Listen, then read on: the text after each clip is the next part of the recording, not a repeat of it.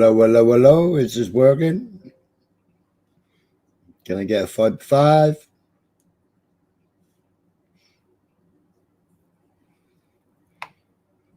Error, try again. Why did you say error?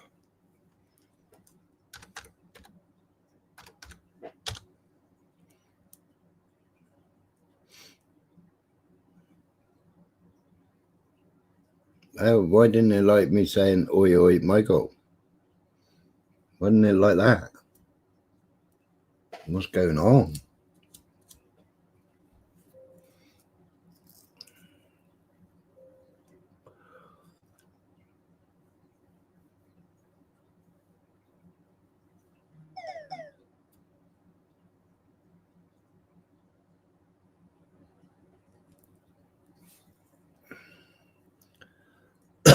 I've had to tether from my mobile phone to the computer to get internet because my internet at home has gone down. It's supposed to be texting me when the engineer's coming. They sent an engineer out a couple of weeks ago, but the engineer didn't turn up. He only went to the box. What's up? He didn't come here. I've had the fucking box off, cables, filters. Oh, John boy. Swapped loads of things around, tested everything, reset the internet box, done everything when I'm on the stupid phone. Tell you, the worst thing I ever did was go to EE internet. Should have stayed with PlusNet.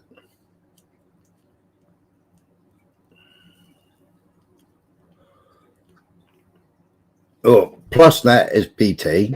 EE is BT. So do I just go straight to BT instead? I don't know. To just tell EE, just stick it up their arse and go directly to BT and get a BT internet instead. Or do I just get a dongle? Because at the moment I'm using my mobile phone plugged in by USB cable to my new PC that I built. Because I still haven't put a Wi-Fi card in it.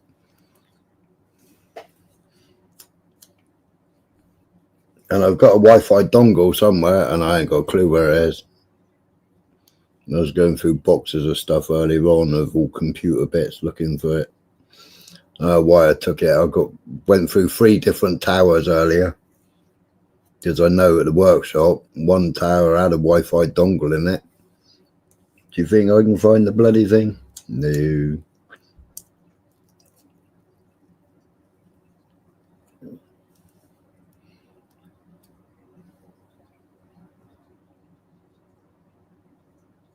But is it coming through all right?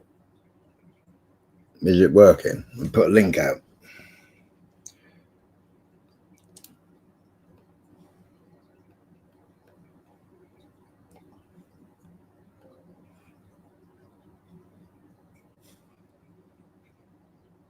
Pin the link. Oh. Wait, hey, man.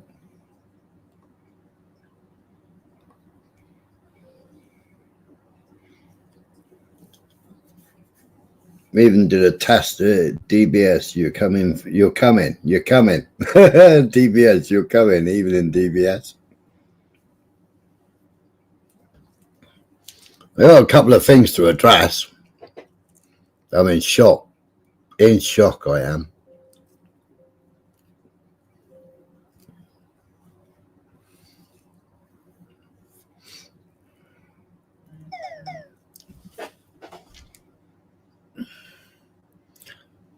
November man, he got gold tonight. Michael got silver. Well, I got silver, but I was here already. Michael got silver. Daniel Burt got bronze.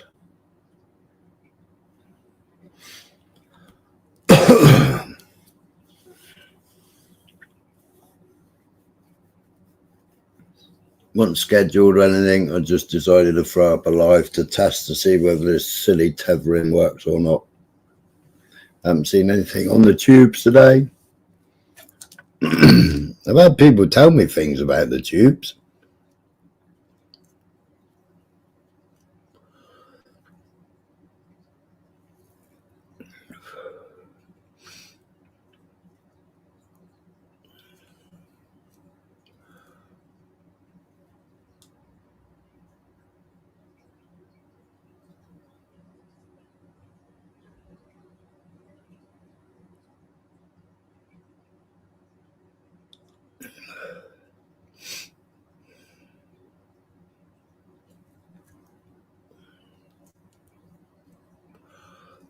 Quite a shocking revelation, really.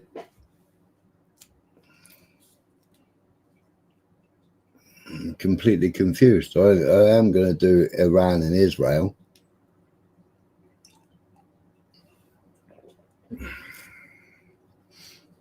And I don't know, some of the propaganda there's about on mainstream media. What's up?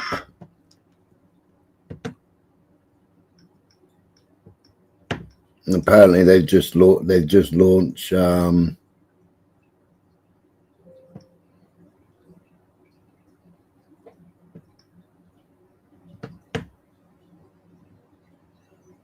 hang on 2 seconds.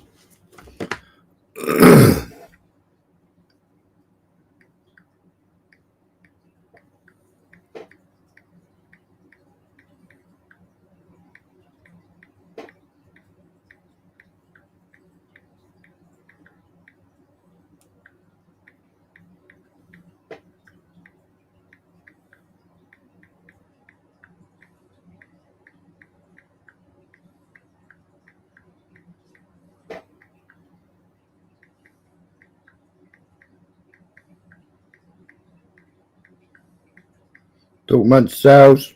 Just go write this message.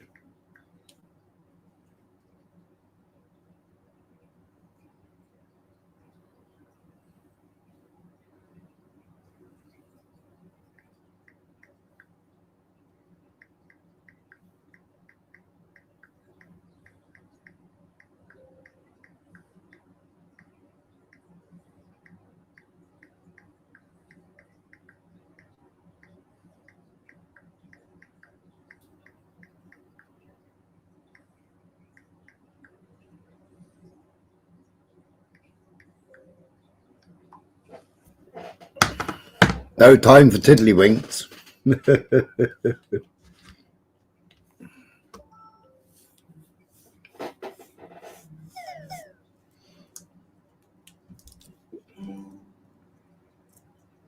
Something went wrong. What with Iran? I think they're going in. Yeah. I don't know. I saw something on 2CTV earlier on about Ayatollah, but I've searched everywhere about Ayatollah Khamenei, leader of Iran, or supreme leader of Iran. I saw what his title was and everything else. So I never watched any of his because he's all Israeli propaganda anyway.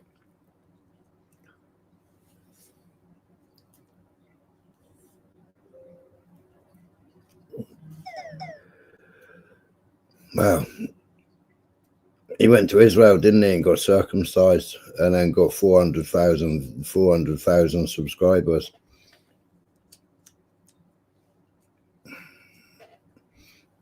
He gained his subs off the back of Tommy, and then went to Israel and gained more subs, didn't he? He's an Israeli shell, isn't he?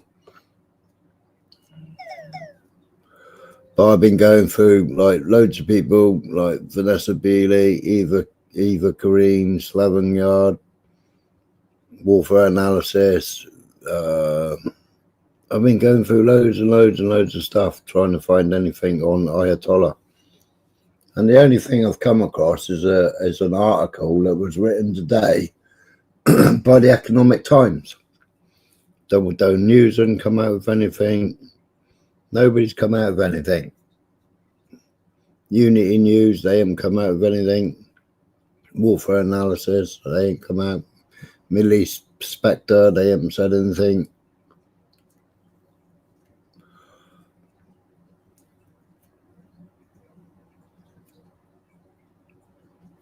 Tusi could use 6 lace holes in his inbox.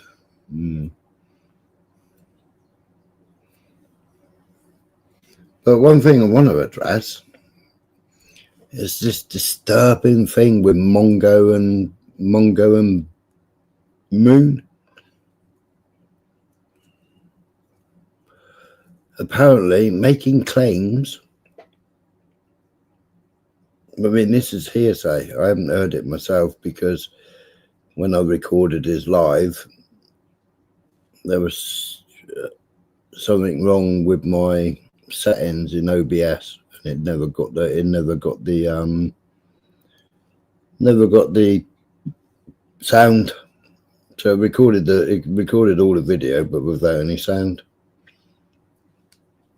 And I've noticed it's done it with like 7 or 8 different ones that I've OBS'd.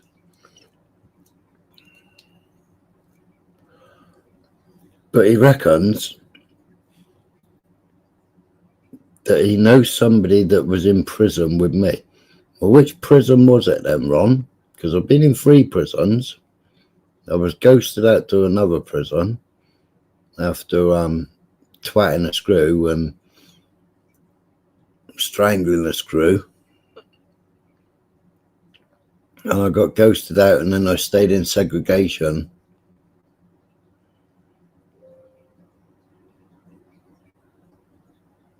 until I finished my sentence. Well, a week before I went on to normal population. So which jail were they in, Ron?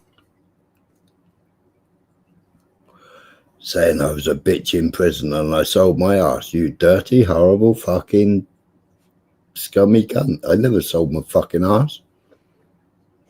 My ass is a virgin, unlike yours. And then what's all this shite about Maria and her ass? I haven't mentioned Maria's ass. Was he claiming? He's claiming some shit about me saying something about Maria and Maria's ass. I don't know what the fucking hell is going on about there. Perhaps he'll address it.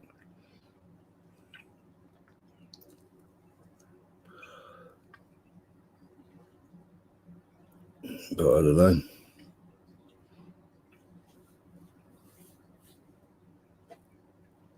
Is anybody hitting that link? Anybody coming up? Feel like I'm talking to myself.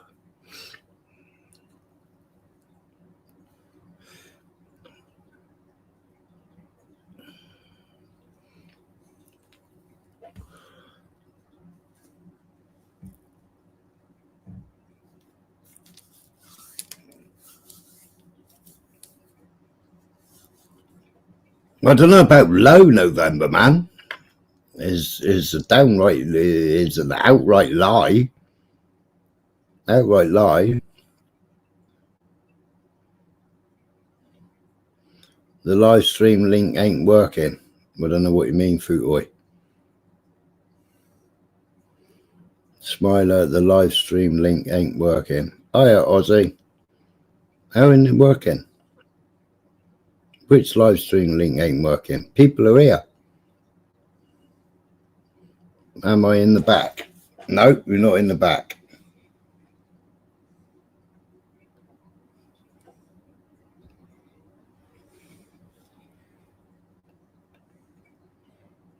Try that. That's the one it's saying.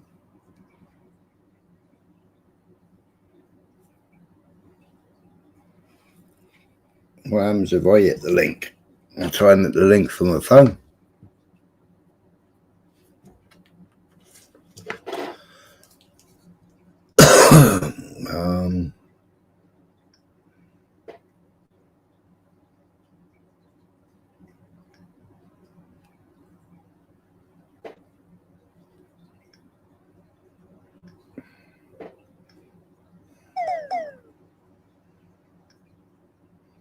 Oh, why didn't I subscribe to myself?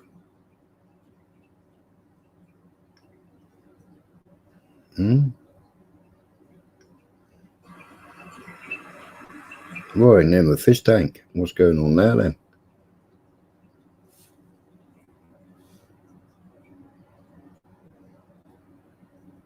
Enter in the studio.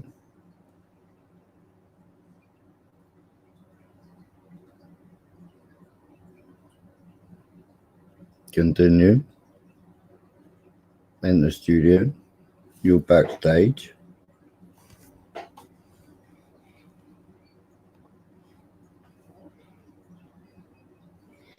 Well, it says I'm backstage, but I'm not backstage.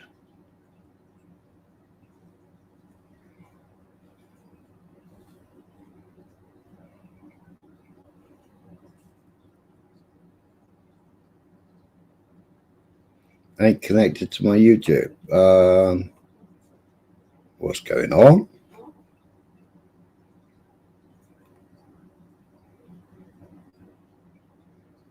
Yeah, I've just gone in with my phone and it says I'm not there.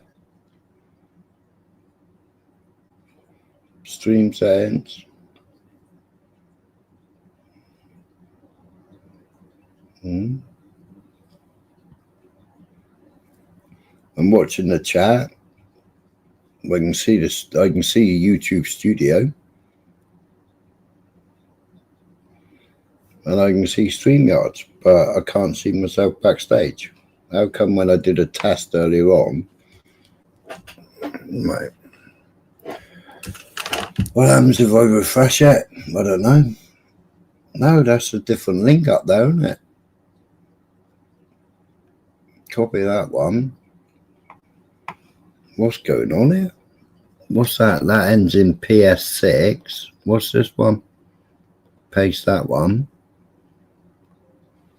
That's the one that's on the top. What's going on? Why is there a different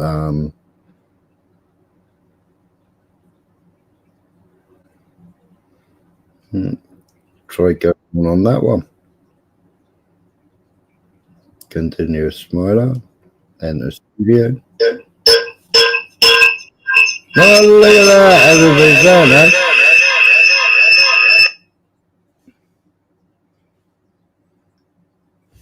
Isn't that weird? Yay, you got it.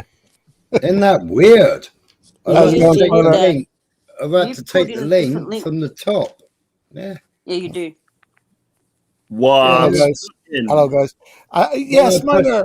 I come up because I wanted to say something to you. My name's been flung around a bit recently, like maybe I agree with someone and I agree and I don't agree and all this. I don't know what's going on, but I just want to put it straight.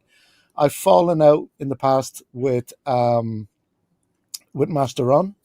I've fallen out in the past with Gypsy Dave, but I've never fallen out with you. So from all the three, I find myself in better standing with you than all three. I'm not falling out with anybody right now. Right now, we're all good, right? But my name's being flung around like I'm on somebody's side and not on others. You know what I mean?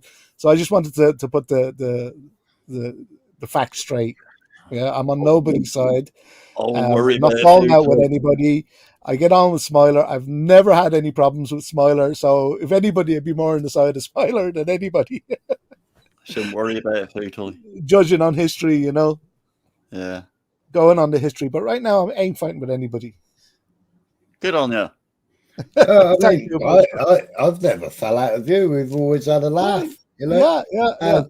If we've had a disagreement on the panel, we've had a disagreement, but it's never reflected anything when you've come back again. Right. Exactly. I mean, you did a brilliant video on that monetary system and the usury. Yeah. I think other than the other day when you came up, I think that was because you disappeared for ages. You go on these long holidays and then come back again. Yeah, on summer, I try not to be on the internet. I try to work. I give myself projects and I work on them. Yeah. But last week there it was raining. I mean, we've had monsoon fucking weather for a few days last week. We've had yellow weather warnings, and everything's ridiculous. Good for the garden, but but now the heat's here. Geez. Well, it's like farmers, isn't it? When daylight's burning. Oh. You should be earning. Yeah, well, I love summer and I love being out in the sun. I know it isn't that great for you, but I just enjoy the weather so much. Winter's so bad over here. You wouldn't believe it. Like it's just. Well, I believe it because all summer so far has been crap down here. Everybody, everybody else is melting in London, and it's terrible down here. Well, we've had sun today. Yeah, we're going into some mad weather now. Coming up, mad heat apparently. Well, I reckon when Keir Starmer said he was going to spend all this money dulling the sun, right, they did it in Cornwall first. They tested it in Cornwall because I've never seen weather like it. Yeah. Oh, there's another thing I wanted to bring up before I forget. If you don't want to talk about it, just tell me. But did you see Yogi's premiere or whatever video? His last video. No. All right, so he was talking. It was like Master Ron talking about Society X's panel, right? And so you see, right? So he clipped a certain amount of it, and in it has me saying, "Well, if it was consensual, it's not. He's not gay." But I wasn't talking about you, right? Because it might seem like I was, but I wasn't. It was because of the clip, right? Because of the clip. But what happened was people. Somebody was saying, I don't want to mention names, but somebody was saying, it's hard to not make problems for people, but well, I saw JPM's messages in a couple of live streams. I've seen his messages. I've got them I clipped them actually. I photographed them. Yeah, they were talking about rape in prison, right? And then they were talking about, well, it was consensual. It was somebody was being somebody's bitch and was all up for it. So I just made the simple comment, well, then if they were up for it, it's not rape. I just put the record straight. I just put the record straight, right? The only person that's ever been near my ring piece, and it's not Ginger either, right? The only person that's ever been near my ring piece was a doctor doing a prostate examination. Nothing else has ever entered my arse. And the doctor definitely did not have any hands on my shoulders. Yeah, nobody believes that happened. You know what I mean? Jeez, definitely not. Christ. I was a pain in the ass for every governor of every jail because I just fought, and white shirts is like, you know, I mean, when I arrived at the holding cells from Isleworth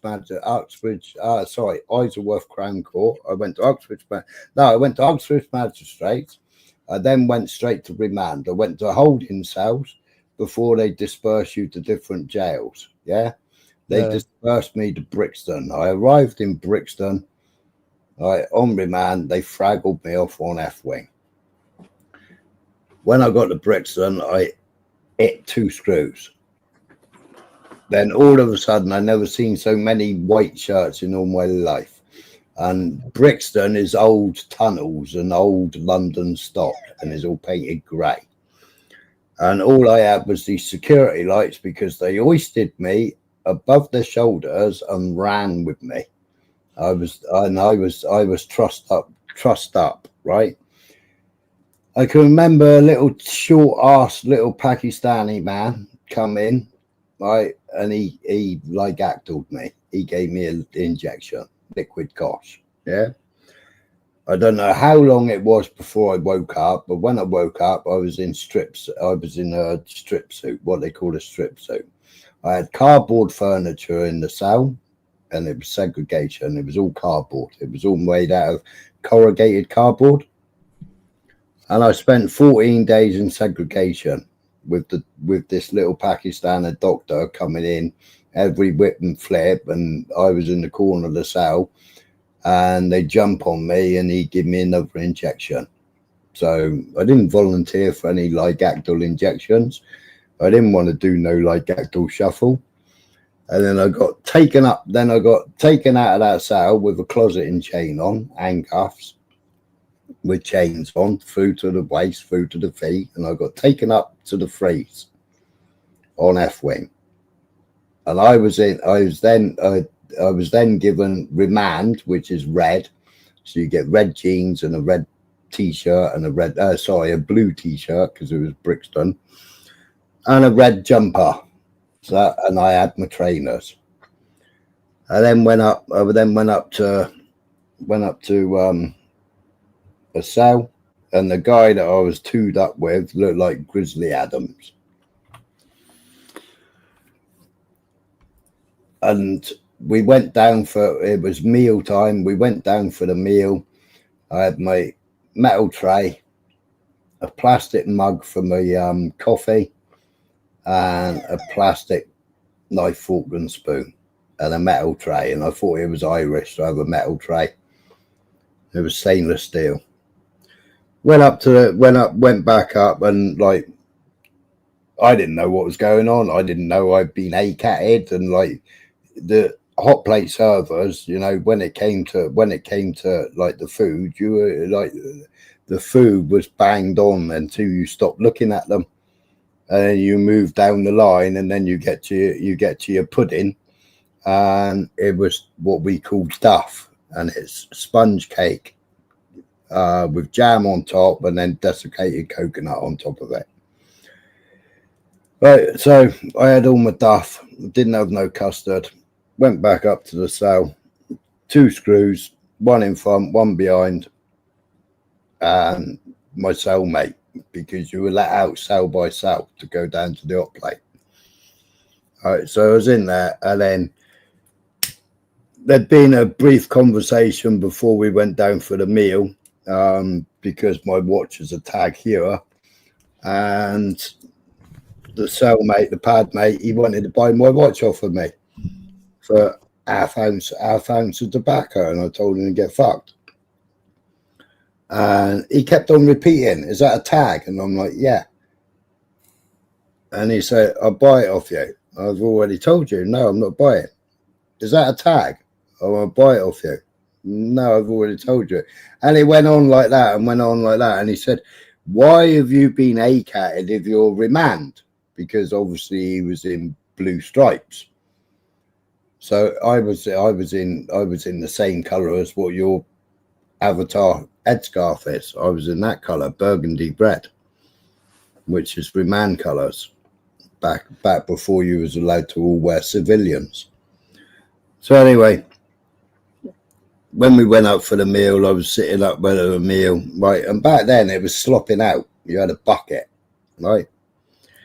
This dirty fucker, I was just about to sit there and eat my pudding, right? And this dirty fucker picks his blanket up, gets his bucket out, puts his blanket over the top of him, and he's sitting on the bucket having a fucking dump.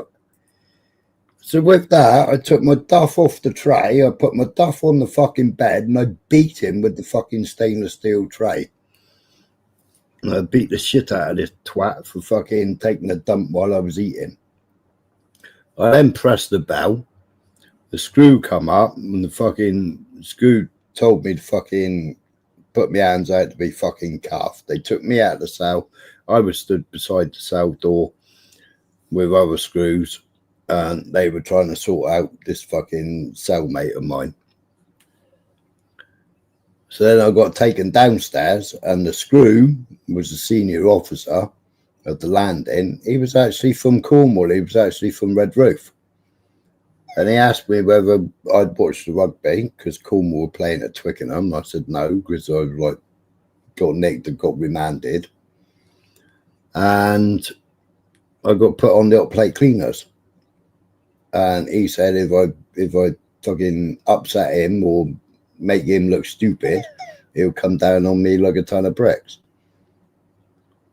You know, which obviously I didn't. I mean, yeah, I did twat a few more screws. I did go in front of the governor. You know, but life was it. And then I went to Isleworth Crown Court from Brixton. And after Isleworth, I went straight to Wormwood Scrubs. So, Ron, which jail? Which jail? Wormwood Scrubs I said it already before on somebody's live, I can't remember who, but you definitely don't come across as anybody's bitch.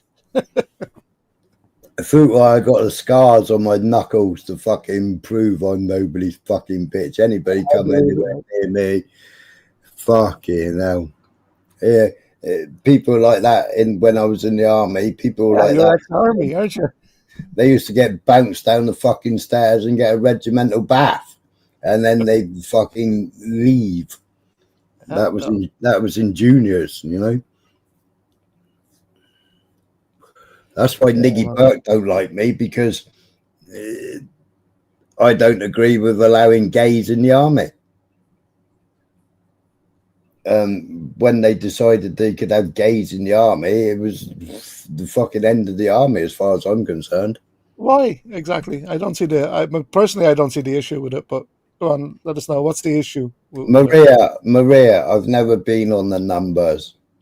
Normal location. I was ACAT'd.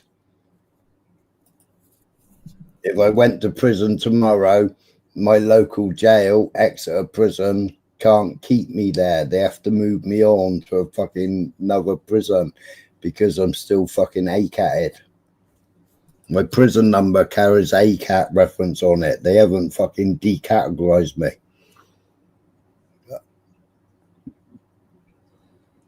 I've put people on the numbers, but I've never been on the numbers myself.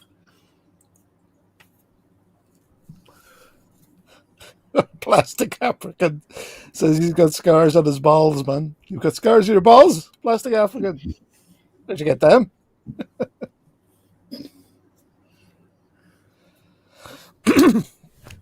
Anyway, go on. What's wrong with homosexuals in the army? They can shoot a gun, right? They can follow orders. Well, can they? Of course they can. Why wouldn't they? But it depends whether they're a manly one or a softy one, doesn't it? If they're the manly one, then, you know, yeah. But if they're the real feminine type, then you don't want them, do you? Would you be in a fucking trench with one next to you? Just fucking swinging his fucking handbag and fucking all camp? No, thank you. I don't know, man. That's their business. They're hardly gonna jump on you, right? I've travelled up and down the country with lesbians and gays, right? Horse shows, yeah. And it's always been a fucking laugh, but my ass is against the wall. My ass is out of fucking bounds, yeah. I ain't. But aren't the girly ones partaking? Aren't the girly ones usually the takers rather than the givers? To put it, I ain't got a clue, mate. Okay, it's me. Okay, what's numbers? Some of us in chat are confused. Right, rule 43. So rule 43 is for bad debtors. It's for people that have done horrible things to children and women. Is it for people who the prisoners might retaliate on for what they've done? So like your VIPs. So you've got a prison within a prison, basically. So people that are on normal location can't get to them. They're normally called beasts. So, but then if they were in general pop, they'd get killed probably. See, there's two in general population. There's two parts to general population. You can be in general population, not be anything, but you can be not on normal communal exercise because you owe somebody a debt and you've decided that you're not going to put yourself on the numbers. So you're on. That's where the term nonce came from. Is that you, African? It's always me. Yeah. No. Yeah, so you've got not on normal communal exercise, which means that when we all get unlocked to go out in the yard, or for association, they won't get unlocked. They'll stay in their cell, because they're going to get hiding. Smile, do you mind if I drop a channel? Say again, Ozzy? Smiler, do you mind if I drop a channel link to? It's called Beyond the Bars TV. Very good channel. He was. Right. It's Rick. His name's Rick Keelan. He Hey, was fella. a prisoner, and he actually talks about behind bars. Okay. Yeah, drop it and away. he goes through. Okay, sweet. I'll be I back like, in chat. That's the only question I come up asking. I like How fast 23 and 1. You know 23 and 1? he's okay, but he's got some good footage. Sometimes his commentary is not needed. Right. He's doing well. He's up, I think, nearly 800. Yeah, he's 800K great. subscribers. He's great. I think I Just enjoy him. I did watch a video with him, and certain times he actually laughed, and he shouldn't have done because it was actually quite a serious moment. Right. So 23 and 1 in America is you spend 23 hours in your cell and you get 1 hour to walk around the yard. Yeah, that's what we used to have, 23 and 1. Oh. Yeah, and used to get unlocked in the morning for slop out, which was basically go and empty your bucket, wash your bucket out, take that back to your cell, and then go and get your breakfast. Because back then we obviously never had toilets. We never had what they got now. Now it's like a hotel room now, isn't it? Now they got PlayStations and God knows what else, haven't they? Yeah, I was watching a documentary. I think it was I can't remember the country. It was Sweden or Finland or something. And it's like little apartments they have. It's not a cell at all. It's a little apartment. They have everything in it. Fridges, TVs, gaming systems, whatever they want. Jesus, I mean, free rent. Well, they buy a kettle from the canteen, don't they? And they have cook-ups in their kettles. Well, whatever country that was, Finland or Sweden, geez, it would pay to make a high money theft, sort of jewel theft or something. Serve your 8 to 10 years in this little apartment, get out and dig up your money, whatever. I think prison should be uncomfortable. It shouldn't be comfortable, should it?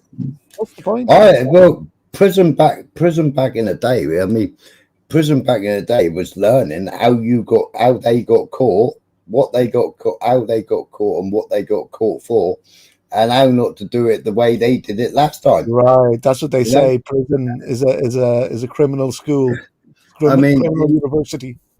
Yeah, I mean, I've always had lockout kits, to break into vehicles, because you do it for the RAC, you do it for AA, you do it for Green Flag, and I'll still get call outs now to go and break into somebody that's locked their keys in their car or whatever, but some of them taught me other methods of getting into cars that.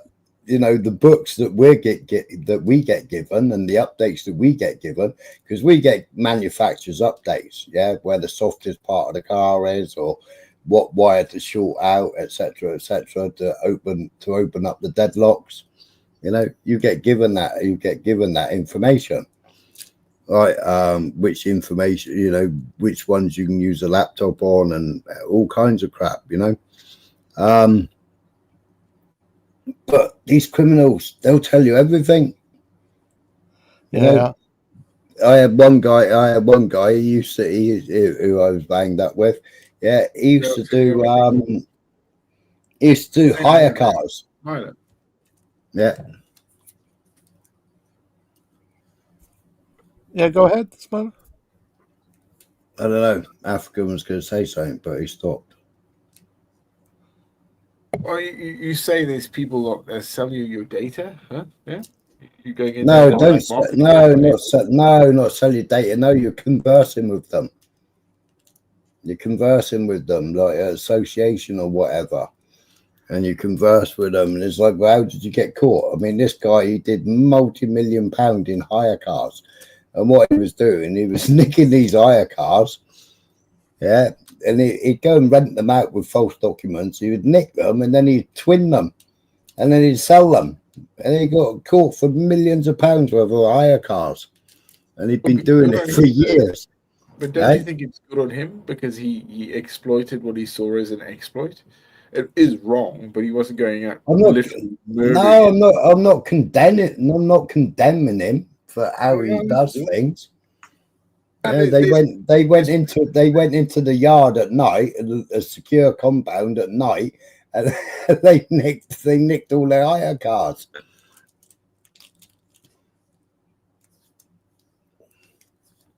Man, some of the sites I've been to with BCA are fucking nuts. Yeah.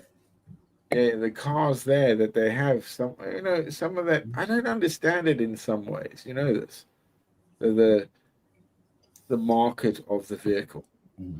It's a strange thing to me. I think it's just jobs for boys. BCA used to transport my cars down to me.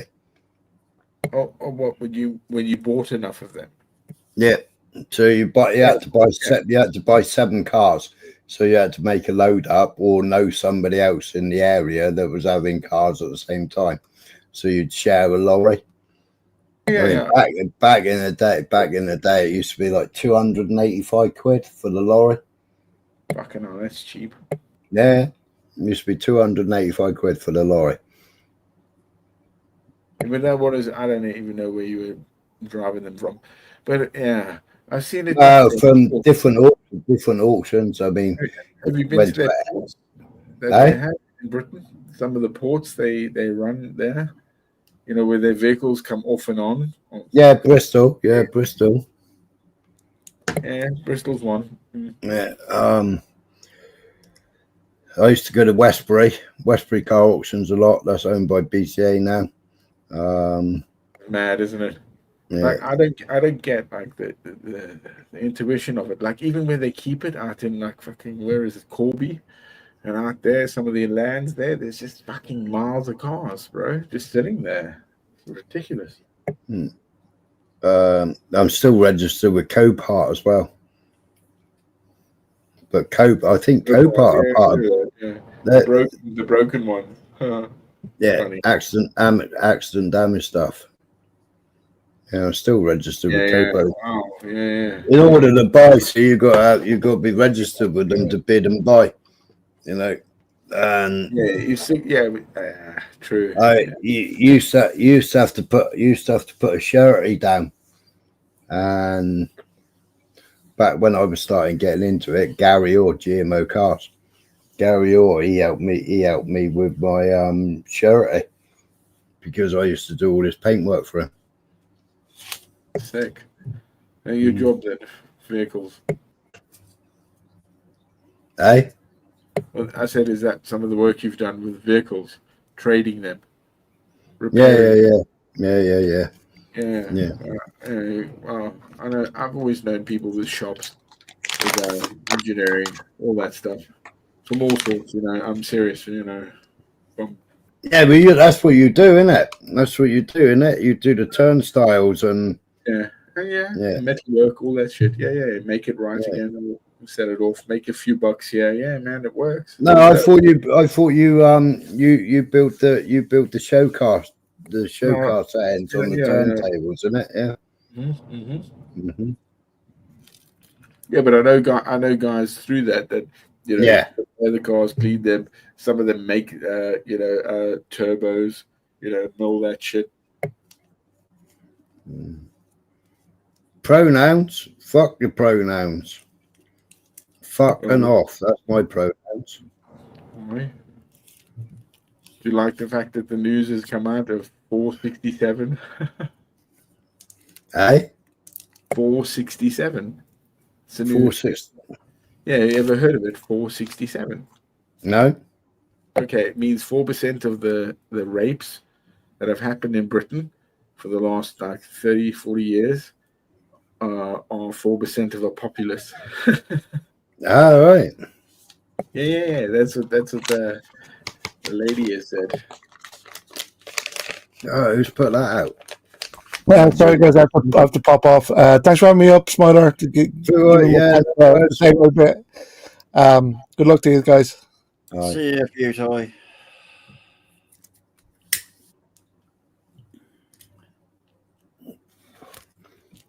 No, I haven't got a clue.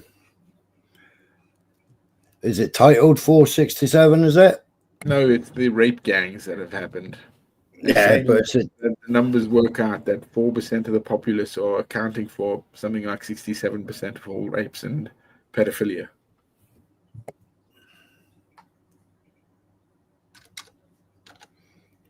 Yeah, it's big news, man.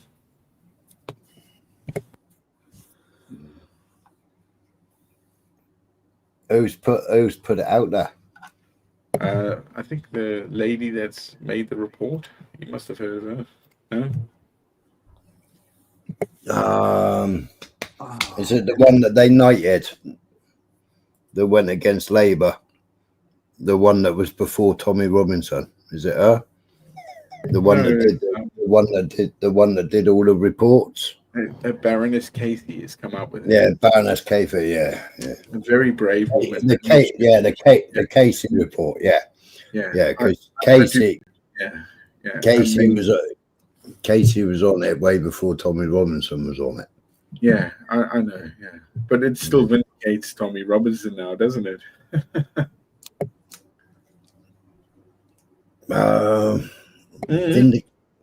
Vindicating. Completely vindicates his whole mantra in that determination, what he was doing, especially the 18 months that he spent in prison for what he had produced and broadcast. It's a serious thing. There's massive fucking litigation breaking down here because of the rot that's happening in Whitehall as well, that she has found throughout the country for many, many years. And how would the country actually go about dealing with this situation where we are now, almost at a point to say that the cohesion of ourselves is broken? Yeah? Who are the English? Who are the British? Who are the Scottish?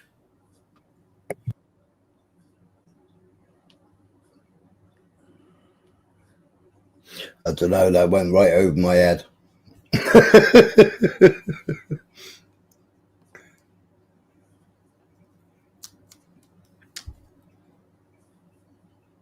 Well, I just think that it's a start somewhere.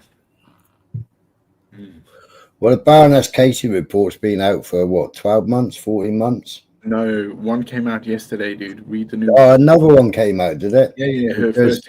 Yeah. She's kept this close to her soul. Yeah, read it. Because I did the Baroness Casey report over on Speaker Sider's Speaker's Corner side. Oh. That must have been 10 months ago. Wow, I didn't know. Yeah, she's another one's just been dropped by her. Clearly, she kept this one close to her soul.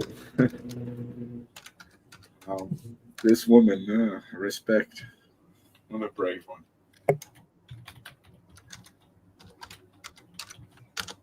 Baroness Casey report. Collective failure to address questions about groomer gangs ethnicity, says Casey report. Oh, so BBC reported on it a day ago. Baroness Casey report. Yeah, so the actual report came out October 2022. Then 7th of March, 363 pages. That was the final report. That was 7th of March 2023. So it was quite a while ago when we were going through the Casey report over on Speaker's Corner side. So the BBC have now picked it up, have they? National audit on group-based child sexual exploitation. So one day ago, gov.uk, Baroness Casey's audit on group-based child sexual exploitation and abuse, grooming gangs from Home Office, published 16. Right, so what they've done is they've ordered a report. So it's taken them 2 years to audit a report, and they've done an audit on a report now. So it's taken 2 years to audit a report. We ordered a report fucking ages ago. How do you think the country should actually address these problems? What do you think? How? No, for real. Yeah, how do you think we should address this situation right now? The most drastic you Well, can ever think of. every single fucking MP that ever covered it up, every single copper that So, ever covered it up, yeah, should every single one of them. Yeah, there's over 300 MPs who are against the inquest. yeah, Yeah, correct. every single one of them should be behind bars. Amen. Yeah. Actually, Every single one of them should be yeah, behind bars, and yeah. the government should be paying every single victim a fuck shitload of fucking Can't pay people this, so compensation. you can't pay this. You some of these people, okay, have so much trauma that they require so much therapy. I believe if we can, Yeah, but everybody. you're not gonna get the therapy on the NHS. You No, need no, I know, private. I know you won't. But in terms of the compensation, if there is anything, one should be a there needs to be a sort of statue or something to this, yeah, that says why it happened and why we're addressing it. And remember, 467, I believe. So there's an issue here that we need to address, that the society that we live amongst is saying, oh no, there's not a problem. There's a problem. And we need to address that amongst ourselves as well, especially the way young men and we all, treat women. That's the main thing. We as men should protect women. We should be, my mother gave me life, and oh my God, they rile us up at fucking how, and oh my God, damn woman, but they're the treasure of the earth. They give us life. Well, that's why. And abusing it the way they're doing it and the way they're trying to get, they're gonna spin the shit like you don't believe, bro, because it fucking hurts. And that's not just women, as young men as well, and boys that were being raped that they haven't even gone on to because of the shame of men that don't come forward on that.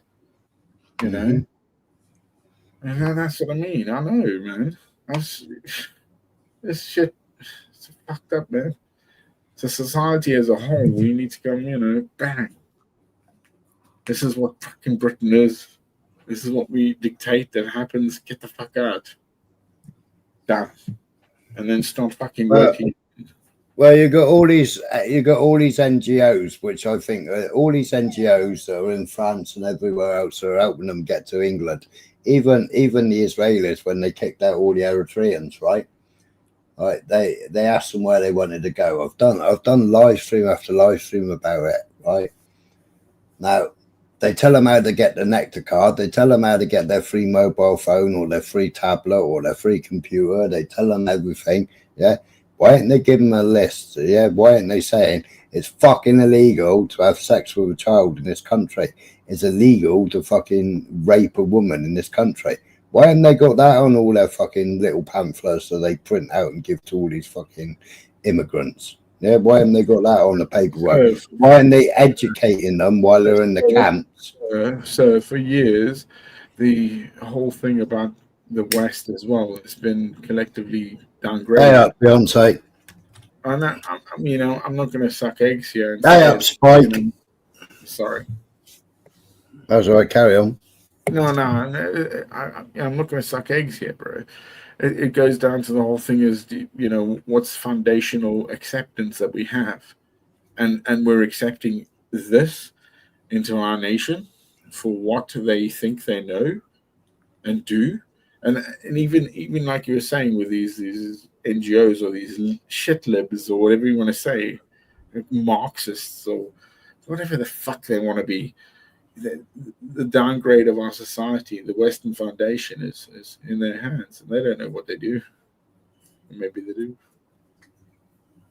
It's a dangerous world. Well, it's institutional, isn't it? It was institutional. It was buried by the institution, and it's still institutional. Oh, hang on. I mean, look, with the Romans, that's why the collective Christ broke the Romans.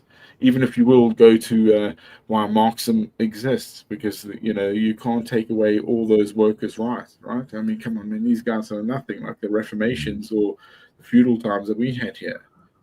Come on, man. You know, there's give and take, and this is an aspect of something has to have. You know. Yeah.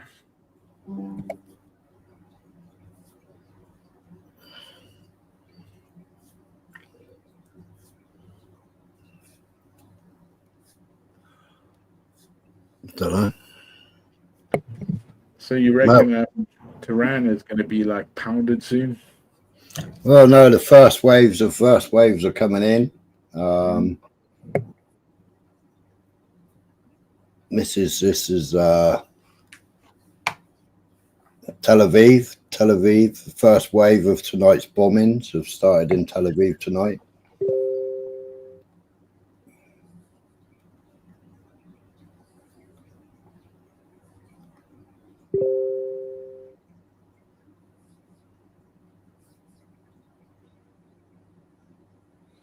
So it looks like it's car storage or a scrapyard or something.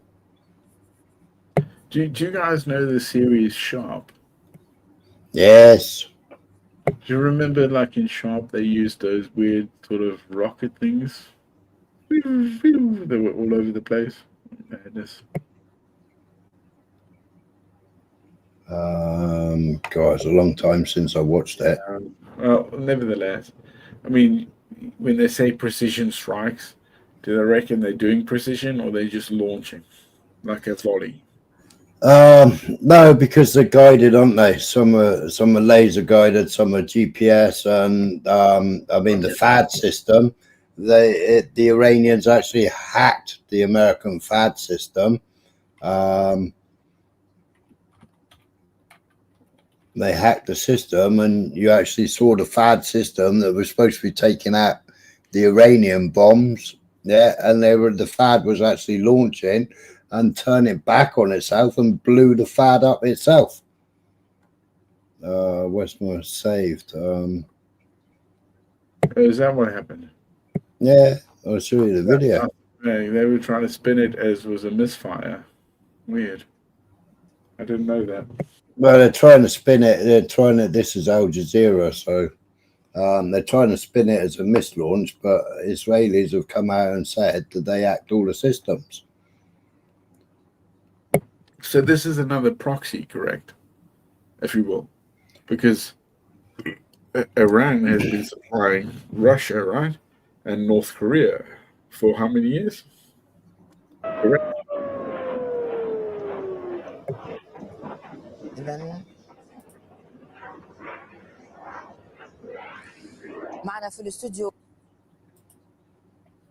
So the bomb goes up, wee, and then comes straight back down, and is actually taking itself out.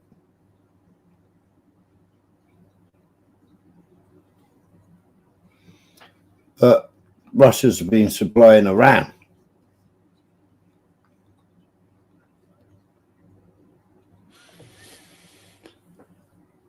There was a mention that China's going to be as well, isn't it? Yeah. China and Russia threw Israel under the bus and Trump under the bus today, didn't they? In the interview that I can't remember what he's called. No, Did that play all right? Did that play all right today? Yeah. Iran as well has been giving R&D to North Korea. Yeah. So a lot of this stuff again, like there's always something here. R&D happening, right? But there's gonna be I'm telling you, in the next week, the next few days is going to be a massive psyop in America because Trump is flip-flopping, right? They've got an exercise going on at the moment, right? They're hiding under a guise of an exercise. There is an exercise going on at the moment, and all the boats and everything else from America have been involved in this exercise. But there's far too many involved for it to be an exercise. Where's that to? I know I saved it. There you go. Right, so the US Air Force deployed KC-135, KC-46 tanker aircraft across the Atlantic. Overnight, 30 aircraft flew across the ocean, presumably to Europe and Turkey. Formerly, they are being transferred to participate in NATO exercises called Atlantic Trident is the exercise. However, such a number of tankers is unprecedented for the exercises. The second carrier group, led by the aircraft carrier Nimitz, is heading to the Middle East. The American aircraft carrier Carl Vinson and the British HMS Prince of Wales are already there.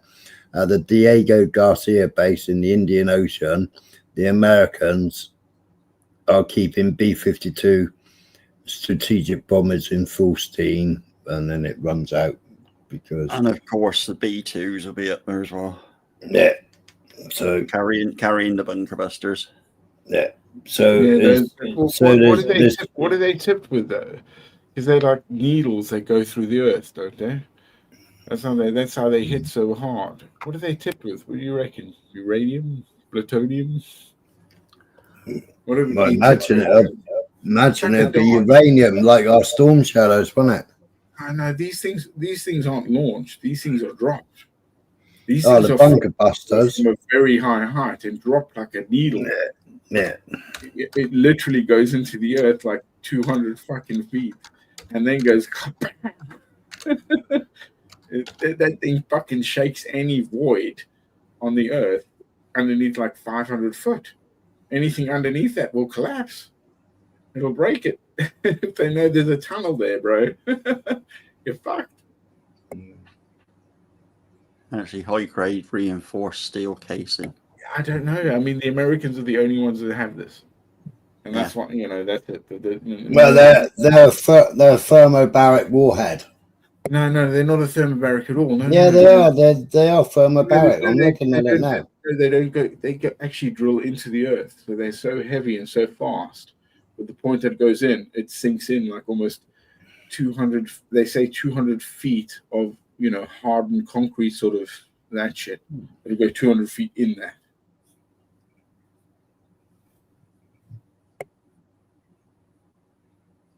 It's not a thermobaric. It goes into the earth and then it explodes and creates huge amounts of seismic activity. If there's any tunnels within that measure, everything collapses. And the lower down you are, that collapses too.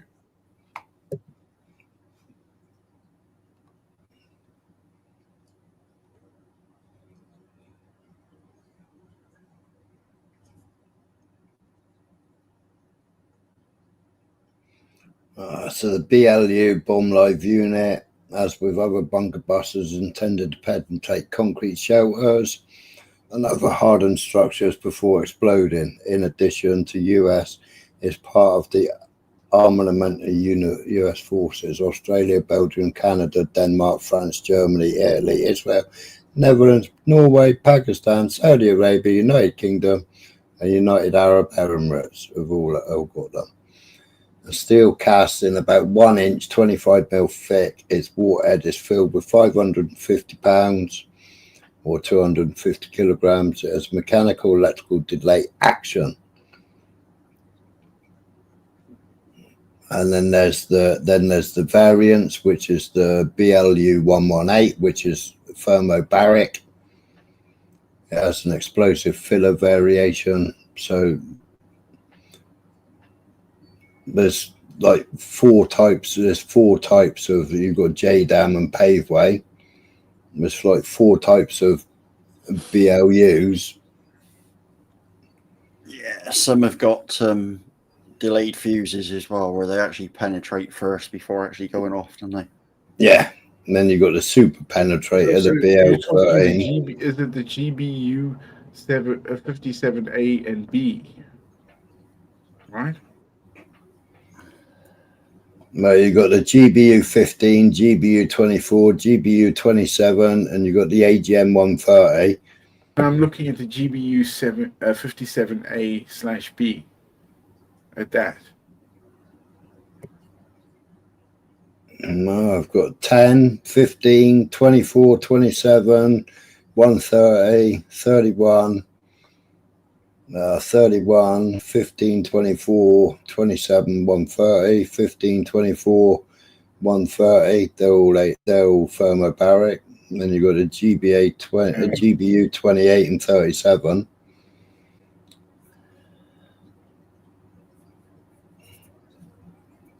And it's It's the BT MOBAB, isn't it? The mother of all, I guess, the deep penetrating one that goes 61 meters, man, Jesus, into earth or concrete before exploding. So it goes in as a fucking dive bullet. They have to have range for this, and it's so fucking heavy, it just drops like a fucking dart, bro. Mad. Seriously, that's what I reckon. I reckon Trump's gonna move that there. They're laser guided in. They don't just drop. Yeah. They're laser guided in. I know, They're no, laser. yeah, dude, you have to get like 35,000 or higher feet. Yeah, but these thermobaric ones, Israel was using them in Palestine, right? And anybody within, I think it was 600-meter radius. Anybody that was in 600-meter radius of that bunker buster hitting, yeah, their body was just obliterated. They were decapitated, arms, limbs, everything all come flying off. Their bodies just blew apart. And I showed, oh God, I don't know which live it was, but I showed them where Israel was actually using them because Biden was supplying them.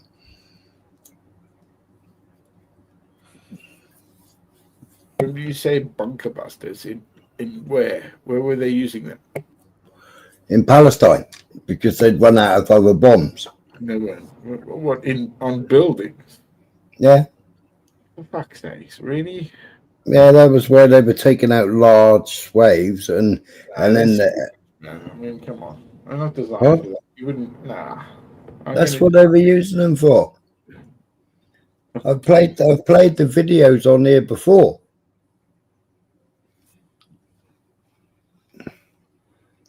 Well, then it should be a bloody war crime, huh? Because you shouldn't use those sort of weapons for fucking buildings. It's a fucking stupid waste.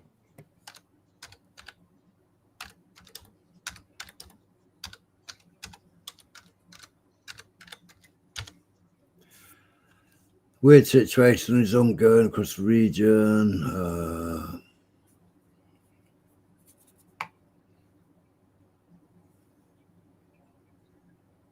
Minus.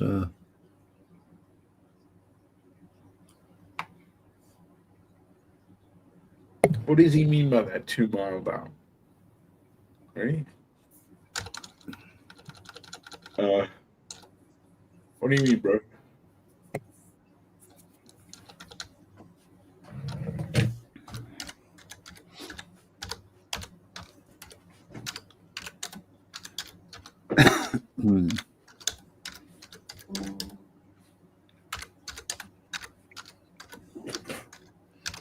Trying to look for the video.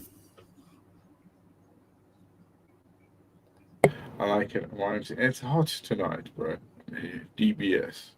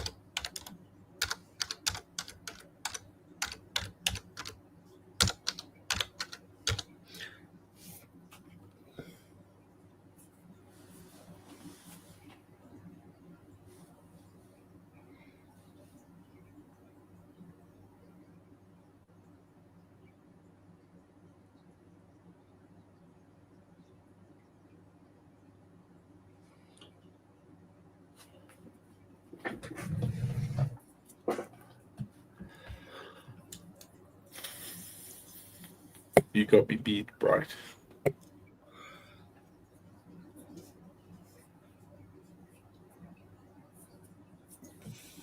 Man, who wants to know the way? What?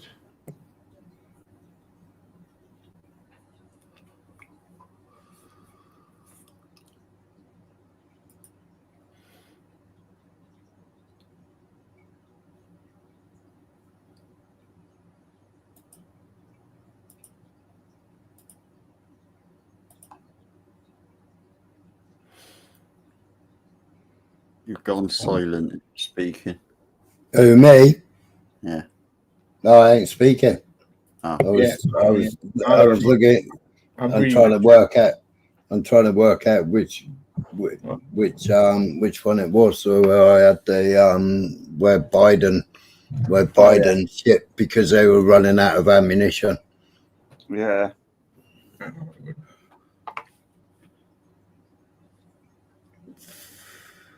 What?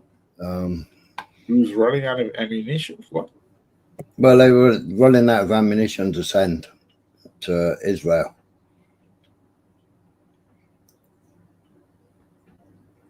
Oh shit! So they can't get enough in there. Yeah, of course. Yeah. Well, that was Biden. Yeah. Uh, Damn.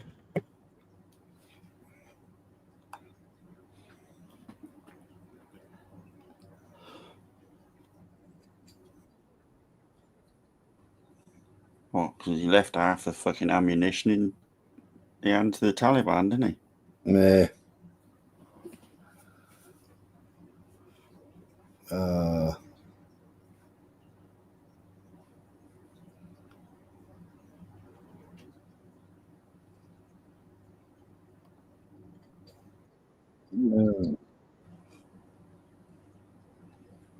I want it picture in picture. I want it like, hold on 2 seconds.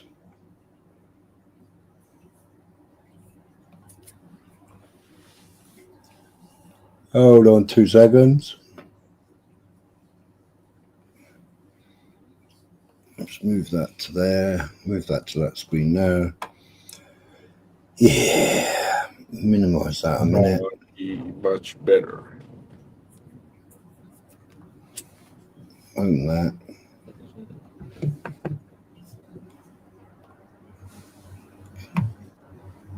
Oh, what are you doing on this screen? I don't want you on this screen. What?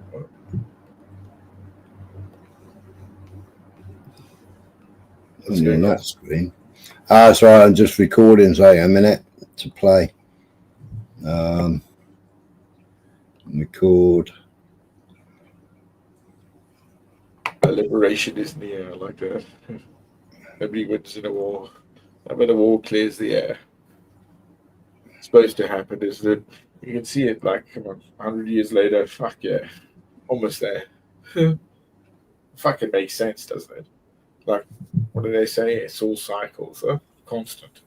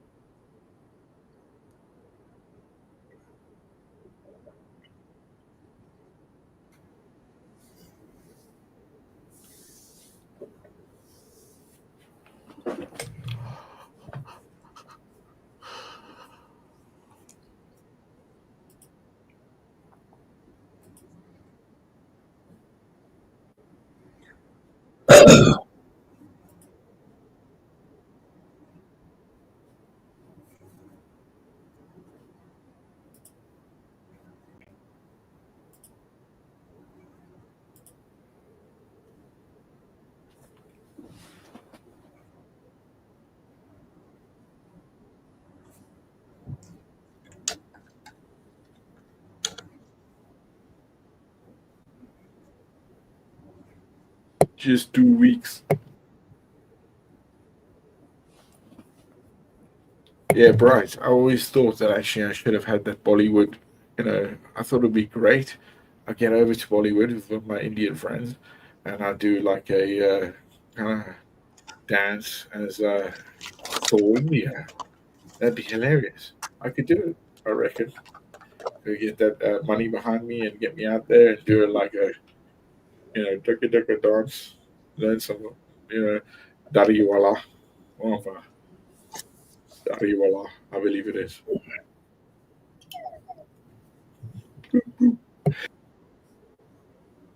You know it.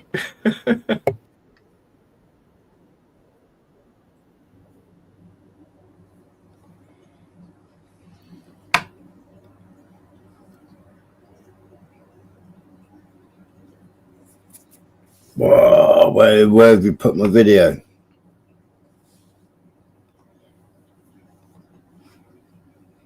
Where have you put my video, you stupid fucking thing? I don't know, bro. It's in your diary or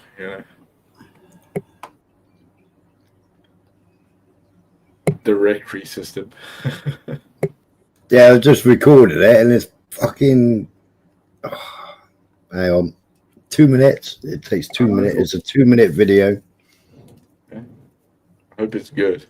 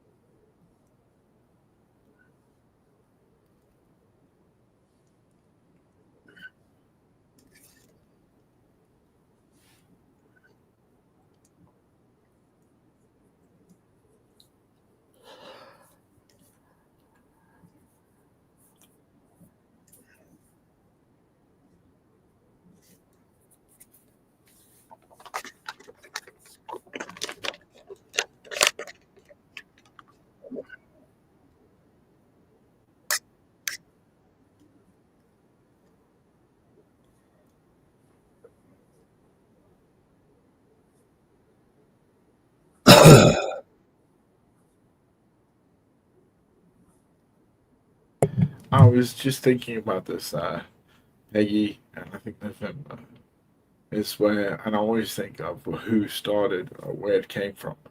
In the modern time, I would always say that it is Elizabeth I, Henry's one, where it came in her court that she had in her time, the Virgin Queen. Always from a woman, the power begins. She understood like subvertude and spies and all that crap, and also be able to go through the, you know, the revolutionary shit that happened in Britain anyway. But still, people don't think about that anymore. They don't understand the ancient web that is, and then even ancient, that's modern times, 15 fucking hundreds. Ridiculous. Yeah, to think, even like, what was it, 60 years ago, man, we didn't have all this shit we have today. Jeez. I need some booze. I'm gonna get it from my phone, man. Have some guy delivered to me anywhere in the fucking world. Just how much it costs. That's the deal.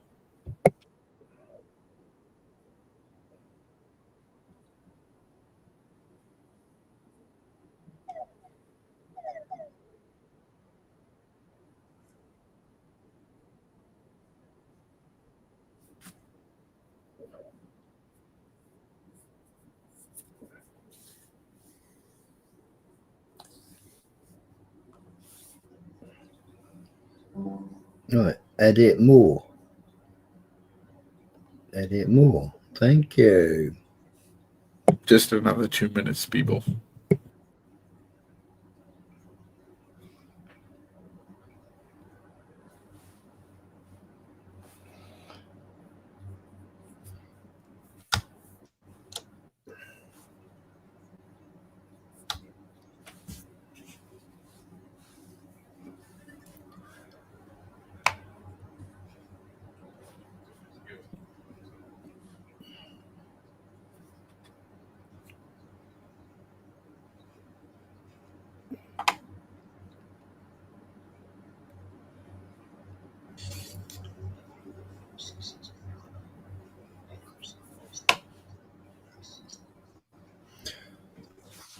Now I've got to move you to the fucking other screen.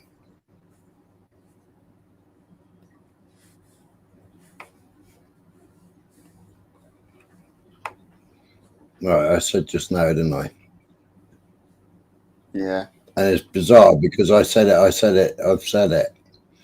I keep saying this could be a false flag because Trump is flip-flopping. Yeah. He doesn't want to get involved in Israel. He wants to get involved in Israel. He doesn't want to get involved in Israel. He wants to get involved. Yeah. Yeah. And I said, well, I'll show other videos in a minute of Netanyahu or Satanyahu from years ago. And, you know, all this Iran shit from the 1990s onwards up until today is unbelievable. I'm sure I've got the video. I think it was a video I was trying earlier on in the test stream to see whether this tether would actually let me play videos.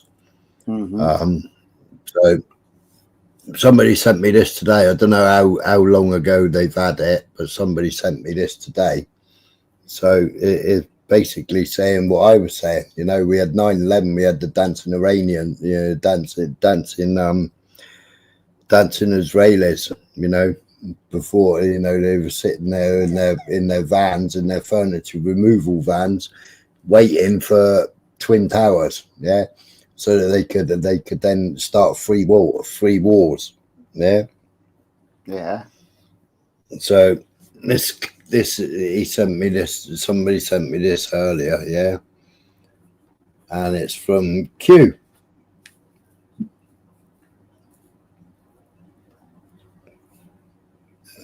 Entire screen.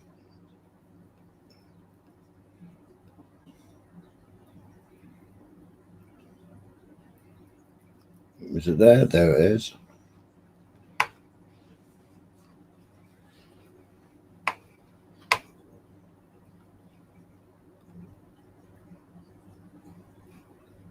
Play. Where's the play button?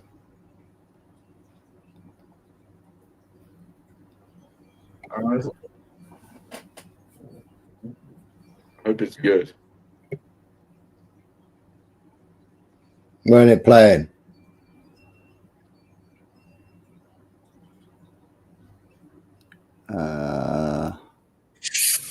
Hello, my fellow citizens of America and others across the globe. This is the Architect, speaking on behalf of Anonymous.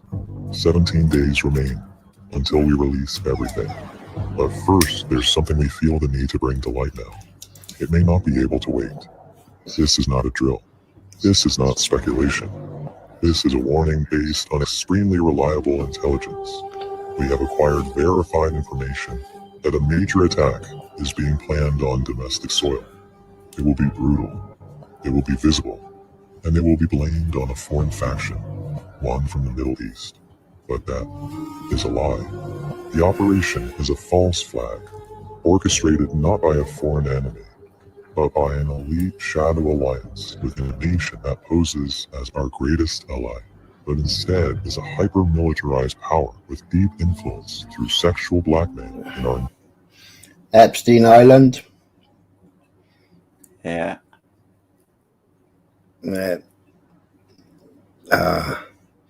Militarized power with deep, yeah, APAC. deep influence through sexual blackmail. You know, why haven't the Epstein files been dropped? Right, they dropped what we already had already. Yeah, they didn't drop them all because Trump's compromised in them. Yeah, we know Trump is on the flight logs. Right, we know what Epstein was all about. We know what Diddy was all about, or what the Diddy file was all about, right?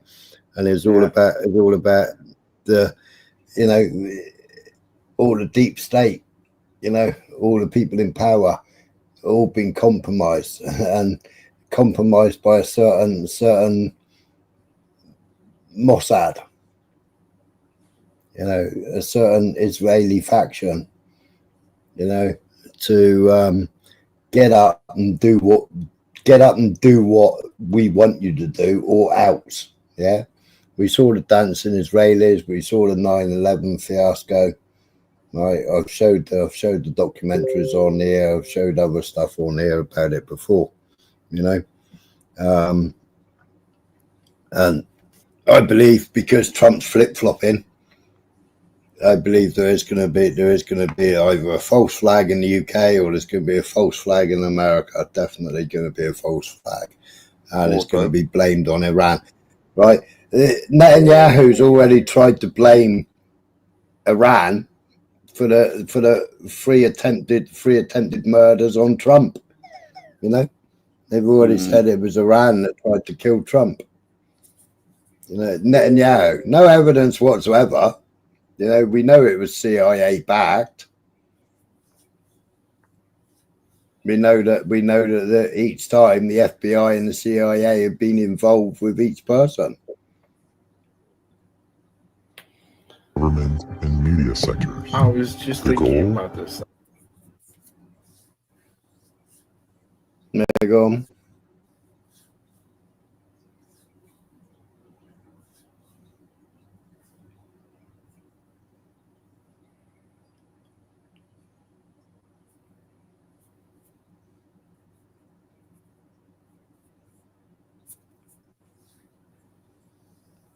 To drag us into their war under the guise of retaliation.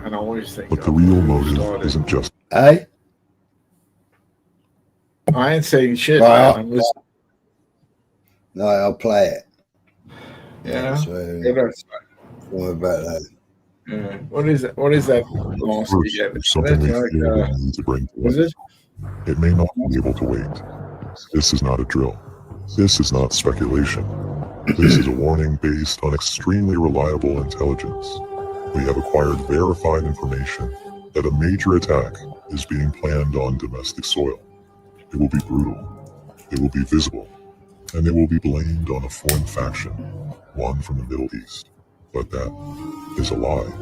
The operation is a false flag, orchestrated not by a foreign enemy, but by an elite shadow alliance within a nation that poses as our greatest ally, but instead is a hyper-militarized power with deep influence through sexual blackmail in our intelligence, government, and media sectors. I was just the thinking goal about this. to drag us into their war under the guise of retaliation. But the real motive isn't justice. It's control, resources, power, a goal they can only achieve by using us as their puppets. Let's play it. The public will beg for retribution. They're counting on your fear. They're counting on your outrage. She understood like but now you know. And knowing changes everything. This is not just about geopolitics. This is about the manipulation of a population through violence, fear, and engineered narrative. In the next few days, weeks, or months, this will happen. It's a guarantee. The irrefutable proof of what's being planned is in this message. You don't have to believe us now. Just know when you see it who the true terrorists are. It is not who they will say it is. It will come from none other than our own greatest ally. When you see it, you will understand the scale. You will understand the pattern. If we stay silent, we walk into the trap. But if we stand together, share the truth, and refuse to be played, we can stop it. Or at the very least, wake the nation and the world up to what's actually happening. You are not powerless. You are not alone. Prepare. Stay alert. And above all, think for yourself. We are anonymous. We are legion. We do not forgive. We do not forget. Expect us.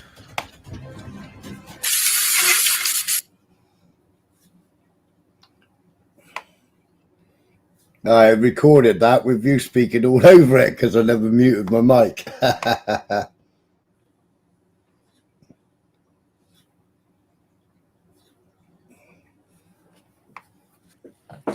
Interesting, no? Yeah, but it's what's happened in the past, isn't it? You know, you got Trump flip-flopping, UK flip-flopping.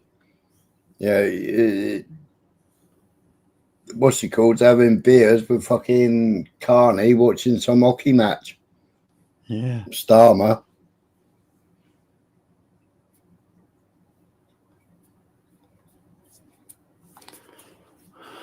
Well, Starmer, the problem with him is he comes from the judiciary side, the three that we believe in.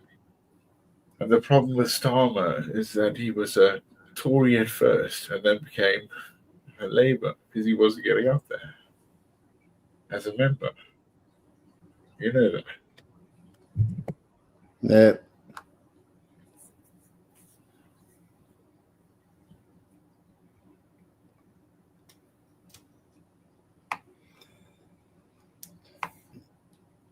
But the bombings definitely started. I mean, Tusi said there ain't going to be no bombings and there ain't going to be this. And is that the right screen?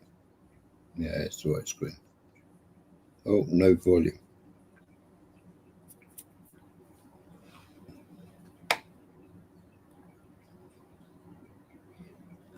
That's just south of Ben Gurion Airport, Israel, in Lod. Well, Lod is where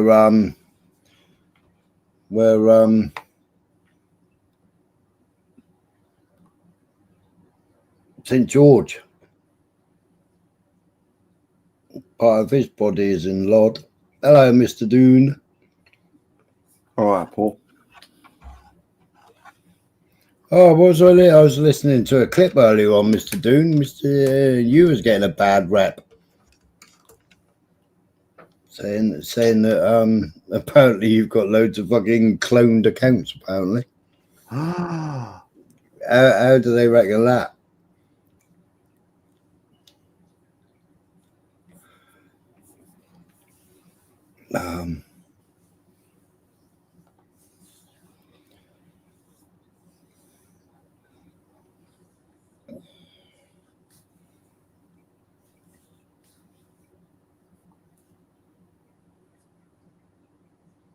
Oh, where's Quad's gone?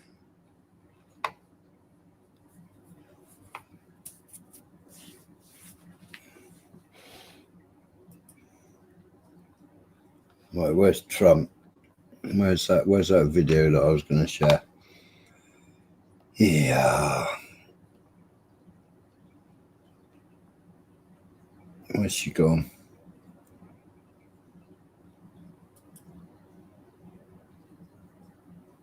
Do you reckon Trump's assassination was real when they shot at him and it hit his ear? No, absolutely bollocks. How did they get away with that? No, because people believed it, didn't they? No. People believed it. No, there was bullets shot. People died. One person died at least. There are, forensics evidence as well as triangulation that happened. It's real. The bullet was shot at him for real. It didn't clip his ear though. Well, it clipped something. He bled. That's crazy. Yeah, MMA tricks.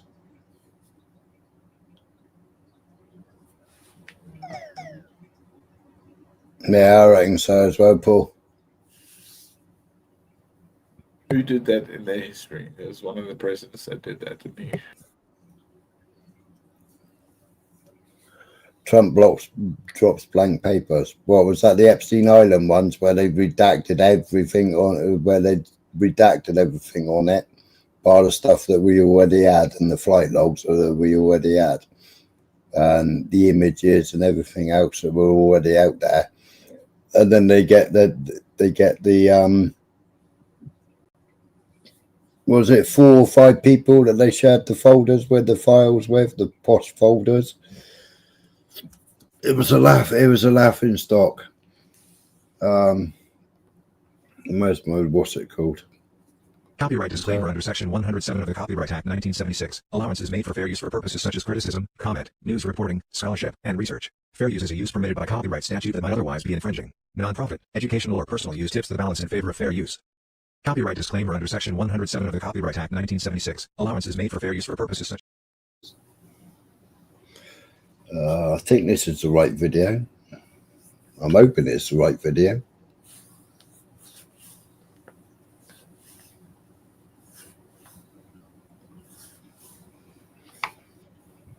So this is from the Young Turks. Proof Netanyahu wants the USA to fight his wars. Cinema mode, full screen. So I'll put a link in the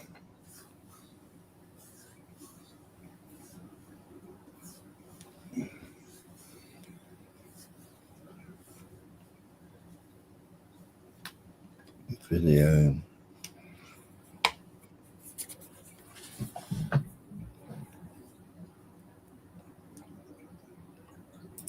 That's a link to the video and link to the channel.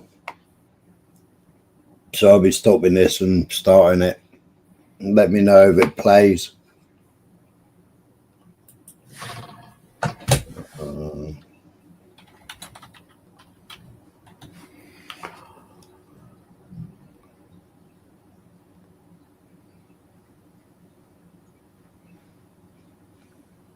Sometimes when we talk about Israel and how I believe that we're being pressured by Israel to go to war with Iran on Israel's behalf, it's because I know too much, I've seen too much, and honestly, Netanyahu can't keep his mouth shut. So that's what this segment's about. I want to put our current moment in historical context. And with that being said, let's get into it. The Israeli newspaper Ma'ariv has reported Israel's former Prime Minister Benjamin Netanyahu has publicly said the September 11th attacks have been good for Israel. Netanyahu said, quote, "We're benefiting from one thing, and that is the attack on the Twin Towers and Pentagon and the American struggle in Iraq." Obviously, we'd like to see a regime change, at least I would, in Iran, just as I would like to see in Iraq. The question now is a practical question. What is the best place to proceed? It's not a question of whether Iraq's regime should be taken out, but when should it be taken out? It's not a question of whether... So that was back in 2002. Yeah, Urban Roots, I am sharing it because it's fact-based on Netanyahu. And goes back over the years of how they wanted to get rid of the Ayatollah. What's his name? Khamenei. I can't say his name. Whether you'd like to see a regime change in Iran, but how to achieve it. That clip that you just watched featuring Israeli Prime Minister Benjamin Netanyahu was from September 12th, 2002. Prior to the US preemptive invasion and war in Iraq. And interestingly enough, he name drops Iran as he is encouraging the United States to go to war with Iraq. Now, of course, Israel had an interest in the United States fighting a war in Iraq, even though Iraq had absolutely nothing to do with 9/11.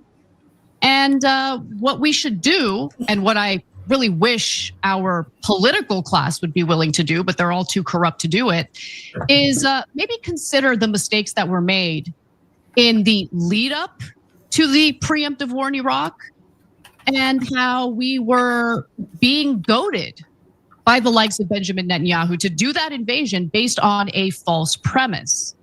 And that false premise was that Iraq had weapons of mass destruction. Obviously, we did the... I showed a video a long time ago which was done with a outgoing Democrat, wasn't it? There was an outgoing Democrat. There was the military man, and he had paperwork. He was discussing it with Tucker Carlson, and on that paperwork there was 3 wars. And he asked the question, why are we going into war with Iran? And it was, it was back then. It was when Tucker Carlson worked for Fox.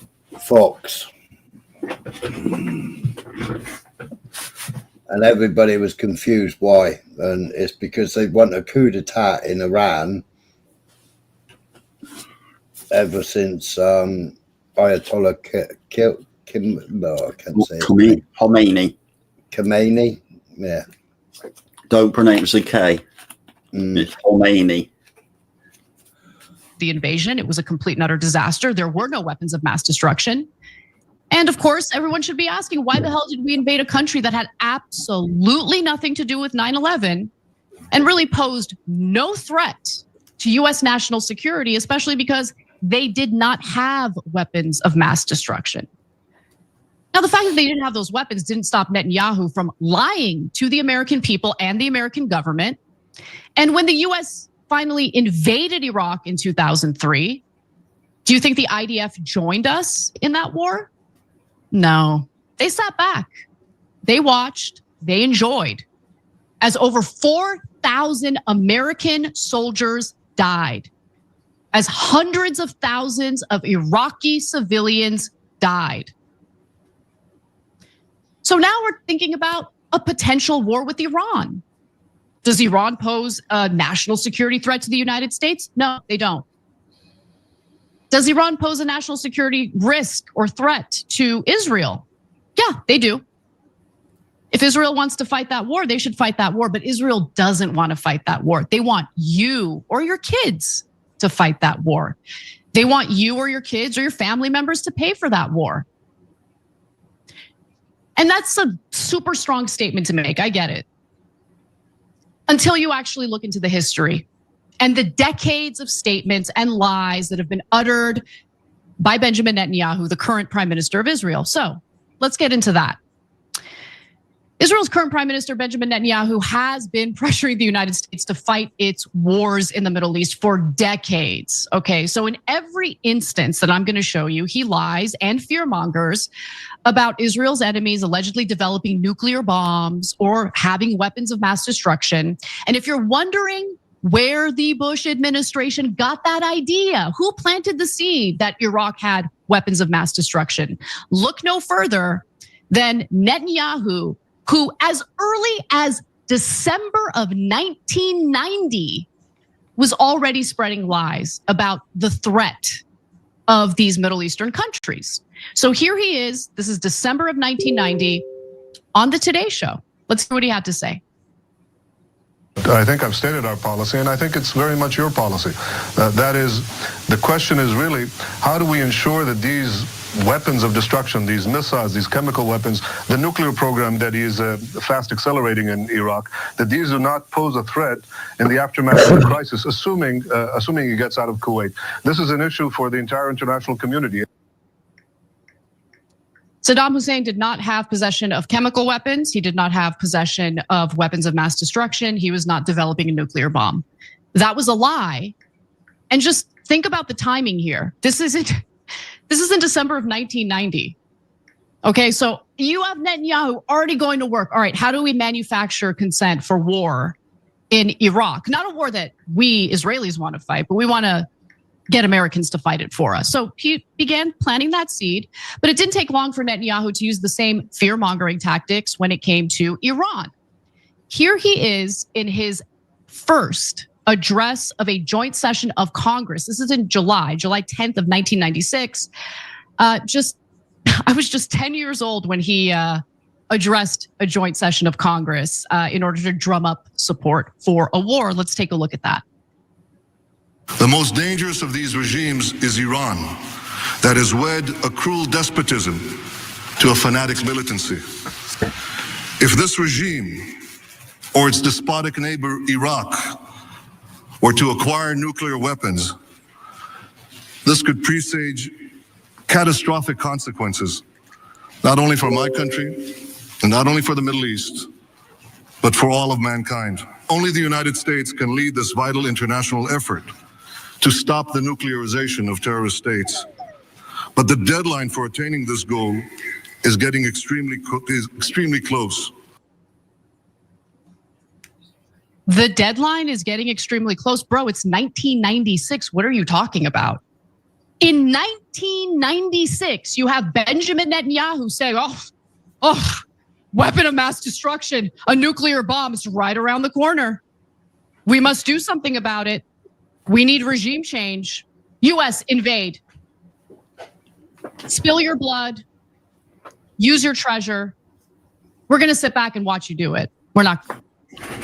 And it was Scott Ritter. Scott Ritter was on the inspection team. Scott Ritter has been very vocal about it. You know, he was a member of UNSCOM, and he went to see the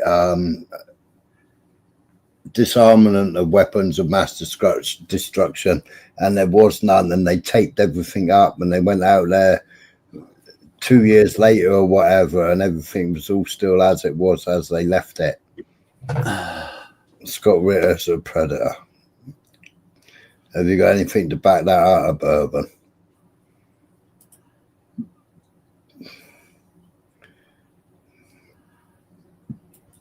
Yeah, there's some comments in there.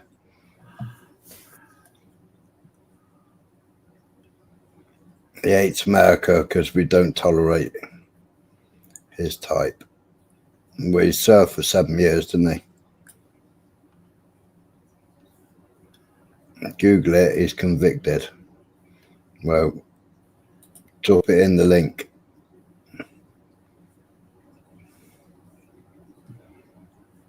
What was he convicted of?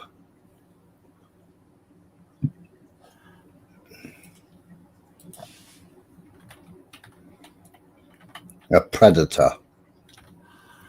So was he convicted of being a predator? What's a predator? Anyway. Roll VT. Yeah, he worked under Hans Plex. That's right, November, man. We're not going to get involved, but we're going to pressure you to do it. And by the way, this is 1996, but this is before the Supreme Court's decision in Citizens United. And Citizens United, I mean, made our politically corrupt system so corrupt, it's on steroids, which creates an opening for foreign interests to have far more sway and influence over our politicians. So, you know, back in the 1990s, you've got Bibi Netanyahu running his mouth about how, oh, yeah, you know, Iraq and Iran, they've got a nuclear weapon right around the corner. We got to do something about it.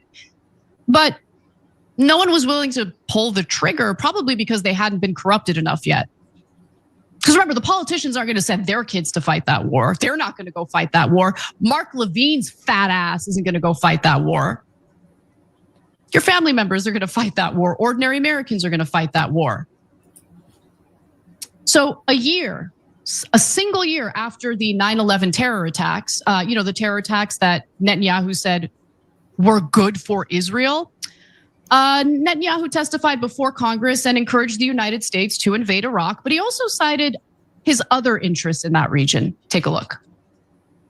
The problem is you're not dealing with Iraq alone. You're dealing with a terror network. You're dealing with a system where you have proxies. The two nations that are vying, competing with each other, who will be the first to achieve nuclear weapons, is Iraq and Iran. And Iran, by the way, is also outpacing Iraq in the development of ballistic missile systems that they hope will reach the eastern seaboard of the United States within 15 years. So I guess that doesn't include California, but includes Washington.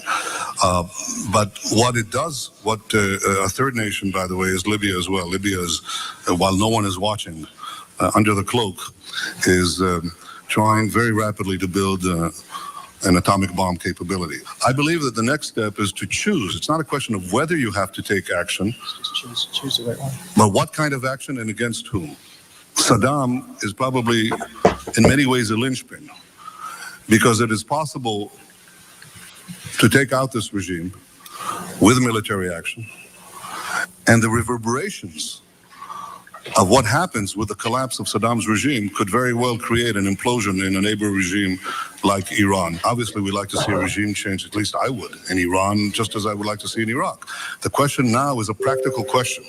What is the best place to proceed? It's not a question of whether Iraq's regime should be taken out, but when should it be taken out? It's not a question of whether you'd like to see a regime change in Iran, but how to achieve it. Yeah, I'd love to see a regime change in Israel. I see Israel as a much bigger problem than the Middle Eastern countries that he's referencing here. Keeping it real. Notice how he mentioned Libya in that speech in 2002. Gee, I wonder why the United States got involved in that conflict. I wonder why we engaged in a regime change war in Libya that took out Gaddafi. Was it because we were concerned about the people of Libya? Because we're certainly not concerned about what's going down in Libya right now with the literal slave trade. Makes me. Or what's going on in Syria at the moment, which was, done by the West. Urban Roots, I'll address it, yeah.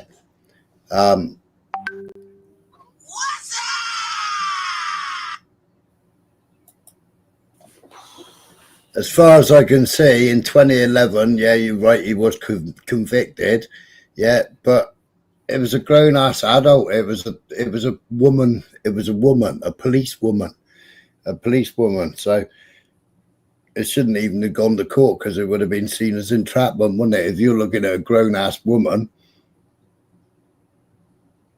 and it was a policewoman posing as a 15-year-old. So it's a grown-ass police officer posing. So would that be classed as entrapment? I don't know. Was it because they needed to smear him? Oi, Jimmy. Was it because they needed to silence him? I don't know. Why did they use a policewoman?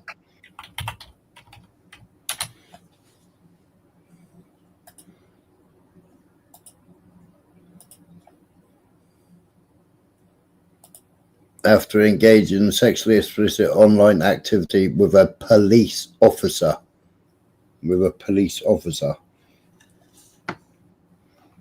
So, anyway.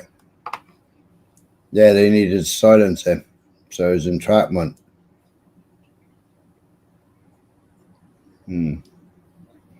Right. Son of Humus. Who's Son of Humus?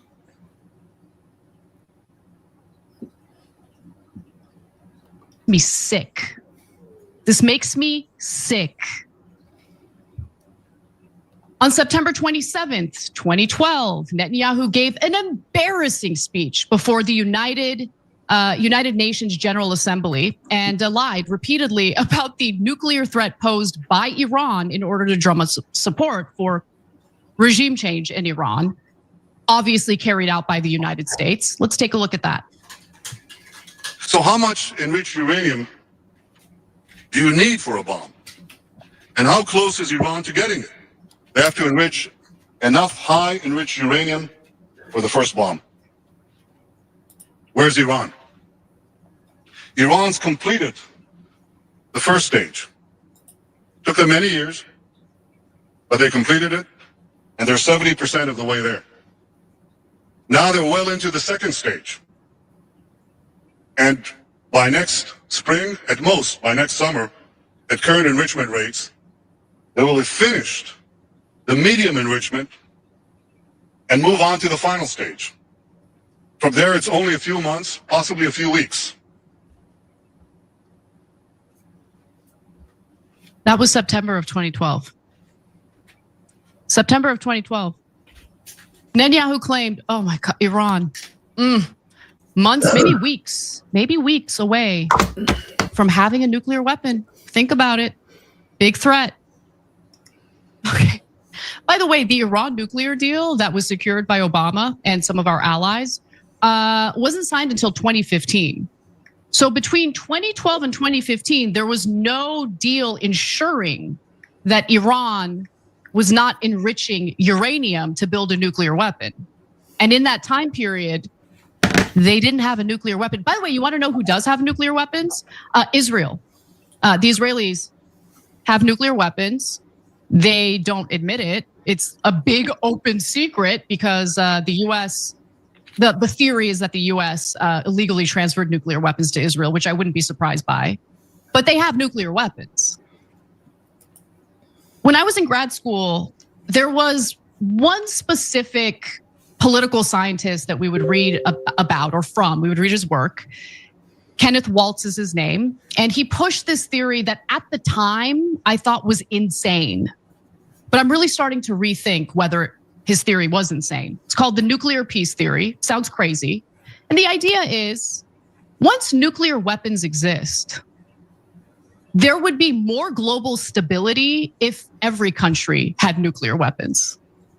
Now, his thought is states are rational actors. And if they know that the use of these weapons, these bombs, would lead to mutually assured destruction, well, no one would use them. I think the rational states or rational actors part of it, there's a lot of heavy lifting there. At least that's what I thought back then. But Israel can't really bully its neighbors around if they have nuclear weapons, right? If mutually assured destruction is a possibility. So this obsession with preventing its neighbors, with Israel wanting to prevent its neighbors from having a nuclear weapon. First of all, let's just dispel the notion that the Israeli government is concerned about Americans and our safety. They couldn't care less. The only use they see for us is their personal ATM account, so we can pay for their bombs and the slaughter of innocent people in Gaza and the West Bank. But I just want to be very clear. In 2012, Netanyahu said Iran was months, maybe weeks away from having a nuclear weapon, and that was a lie.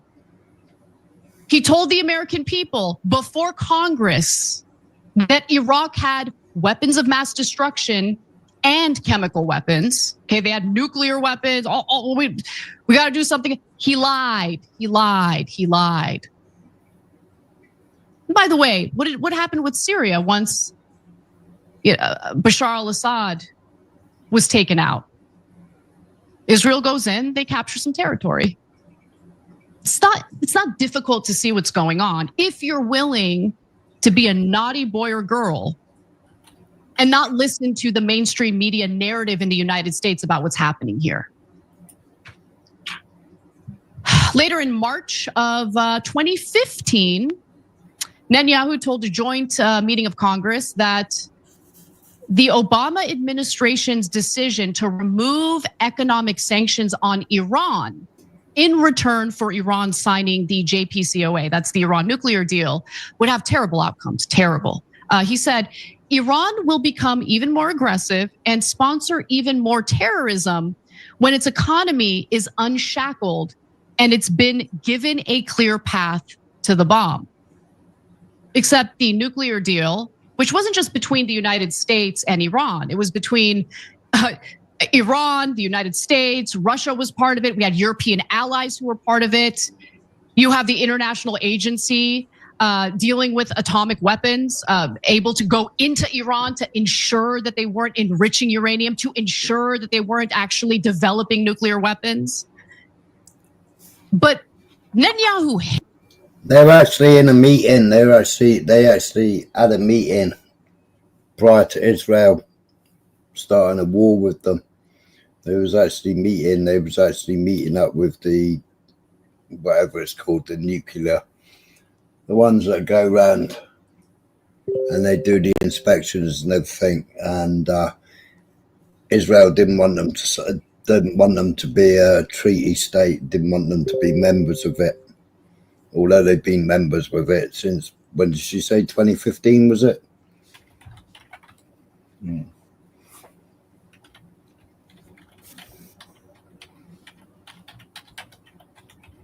And like what did he start? 1990 he started saying that they were going to enrich it, didn't they? Netanyahu, was it 1990 he said it?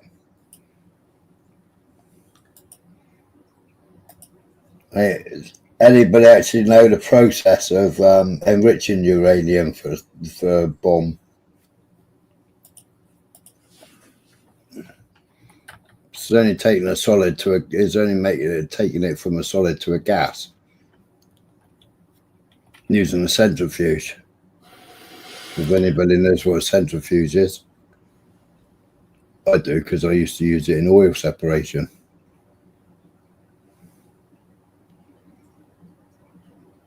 But I mean, they've been enriching uranium since World War II.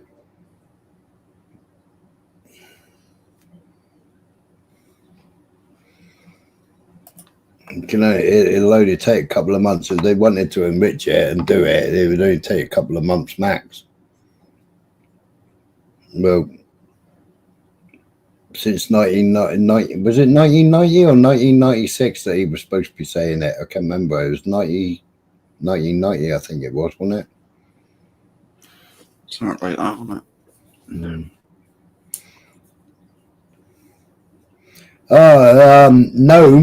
Nome, whatever she's called,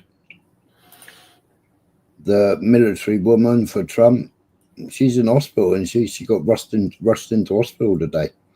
Yeah, allergy reaction. Right. Yeah, Christy Nome. Yeah, she got rushed into hospital, didn't she? Anyway, roll VT. Hated the Iran nuclear deal. Hated it. Absolutely hated it. So in April of 2018, Netanyahu claimed that he had conclusive proof of a secret nuclear weapons program that Iran had been hiding for years. He wanted to show the evidence that he had. So let's take a look at this laughable evidence that he's presenting. Iran lied. Big time. After signing the nuclear deal in 2015, Iran intensified its efforts to hide its secret nuclear files. A few weeks ago, in a great intelligence achievement, Israel obtained 0.5 ton of the material inside these vaults. And here's what we got. 55,000 pages. Another 55,000 files on 183 CDs. Man, I really hope you transfer those CDs to a USB drive. I mean, technology has been updated a bit. Wow. Whoa, you got some files and some CDs? That's not a bomb. And there's no evidence of them making a bomb. Like, what is that? What is that? So that was what he said in 2018. This is April of 2018. And like the good little boy that he is, a few weeks later, May 8th of 2018, Donald Trump stupidly pulled out of the JCPOA, which again ensured that Iran couldn't enrich enough uranium in order to build a nuclear bomb. Because Netanyahu doesn't want diplomacy. Okay, he wants regime change. And when you engage in a nuclear deal that ensures that they don't build a nuclear weapon, that gives you less reason to go to war with Iran. And Netanyahu don't like that. He likes it when he effectively pressures the United States to risk their men and women in the armed forces in wars at his behest. So just weeks later, again, that's what Trump decided to do. And now Trump is considering entering, a new nuclear deal. There's a lot of pressure from neocons, the same neocons who back Netanyahu, who back Israel, who backed all of the regime change wars that we engaged in. They're pressuring Trump to not pursue diplomatic means and get a new nuclear deal signed. And I have no idea what Trump is going to do. To be honest with you, I'm not dumb. I don't have hope in Trump. But I do have some hope when it comes to a significant portion of his voters who don't want this. I mean, take a look at Mark Levine's X posts, goading Trump into going to war with Iran. All the comments on those posts are Trump supporters, and they all hate him. When you look at Netanyahu's CDs there and you look at his photographs, right, you can find those photographs all over the internet, and they're from way back when. They're from way back in World War II times. It's you look up Manhattan Project Science at Oak Ridge, right, and you can see all the same photographs that he's showing. So if he was supposed to have done it, why aren't the photographs coloured? Why are they all so grainy? Right, and who's he shared the files with?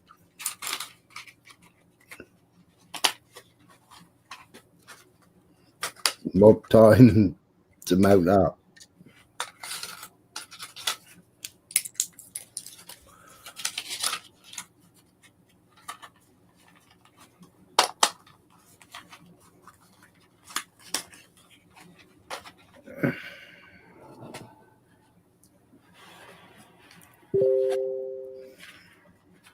What Hamas is going on about. If this is true, what you say about enrichment and Iran wasn't enrichment, then the mullahs should take this as a hard lesson and don't talk shit. That doesn't make England all make sense.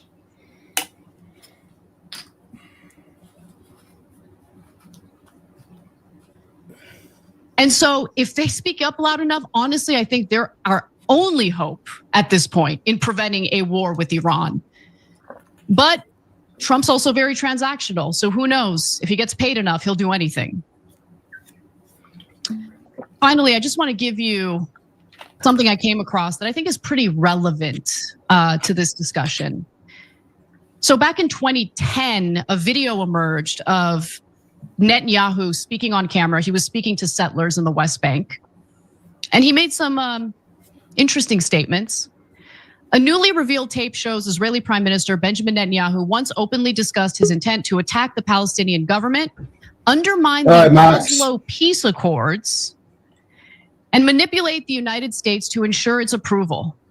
The 2001 recording shows Netanyahu meeting with Israeli settlers in the occupied West Bank. Addressing potential US opposition to Israeli expansionism, Netanyahu says, and I quote, "I know what America is. America is a thing you can move very easily, move in the right direction. They won't get in the way." So now the real question is Donald Trump willing to get in the way? Or is he gonna be a little bitch for Netanyahu like Bush was? Because history doesn't look fondly at the Bush administration and what they got into. And I know Trump is someone who actually really does care about his ego, cares about affection and validation. So what does he want his legacy to be? That of George W. Bush, or maybe something better? An American president who's actually willing to stand up to the government of Israel and the loathsome acts that they want our country to engage in. I guess we're gonna have to wait and see. Every time you ring the bell. All right, Max. How are you doing, Michael? Hi, Max. Son of Hamas. Yeah. So if they weren't trying to make nukes, as you were implying, I didn't imply they weren't trying to make nukes, then maybe they shouldn't be boasting that they are trying to make nukes. Is basically, boasting they're trying to make nukes is basically. I don't think they don't boast about making nukes. No. They're in the program. They're in the program. They were meeting. That's why Netanyahu knew where to take out when they were all in the meeting. And it was all set up by America. That's how he knew how to take out the scientists and the head of the fucking nuclear program. Because they'd all already sat down at a meeting.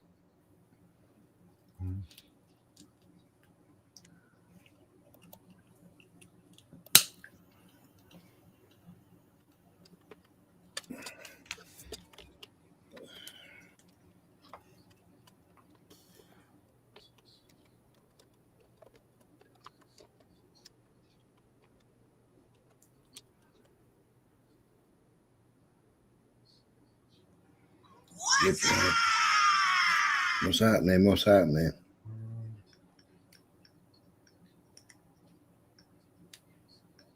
I haven't found any documents on this yet, but as far as I understand it, the satellites that are up there can do radiation detection, like down to the millimeter level.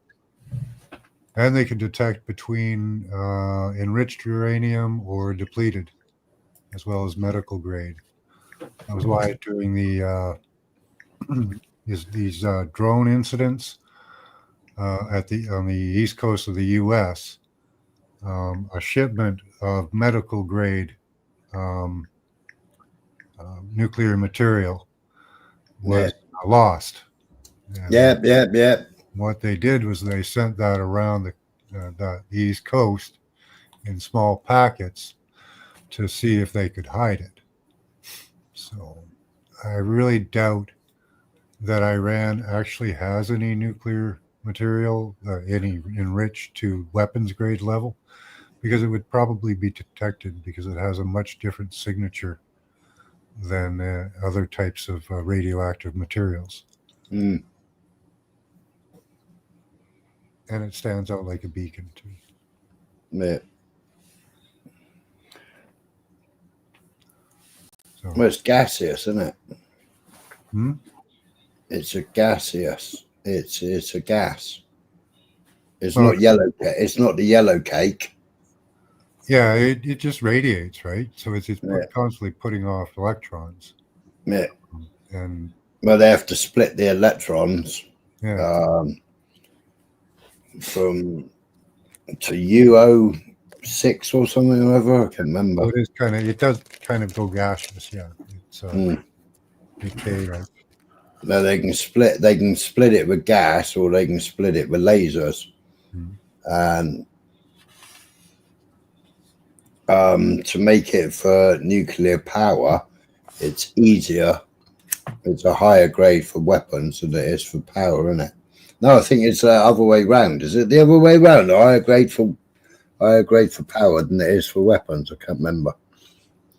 I don't think it's as high grade for power. I think its weapons grade is really high.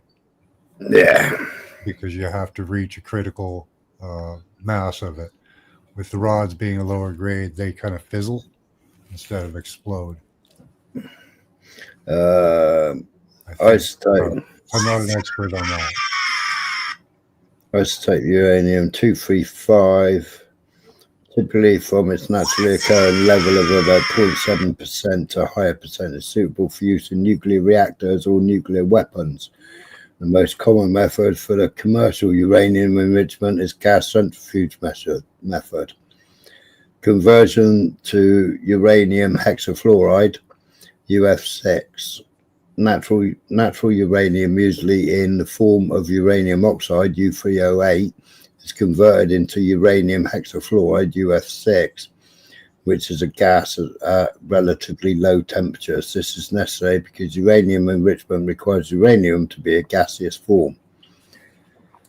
UF6 gas is fed into centrifuges, which are rapidly spilling cylinders. The centrifugal force separates the heavier uranium-238 isotope from the lighter 235 isotope. U-238 is pushed towards the outer walls of the centrifuge, while 235 concentrates closer to the center. The enrichment process in a single centrifuge is not perfect, so slightly enriched U-235 stream is fed into another centrifuge, and this process is repeated through a series of centrifuges, a cascade to further increase. Now, back in World War II, they didn't use centrifuges. Back in World War II, it was pushed from 48 feet up, wasn't it, and down through to try and separate it.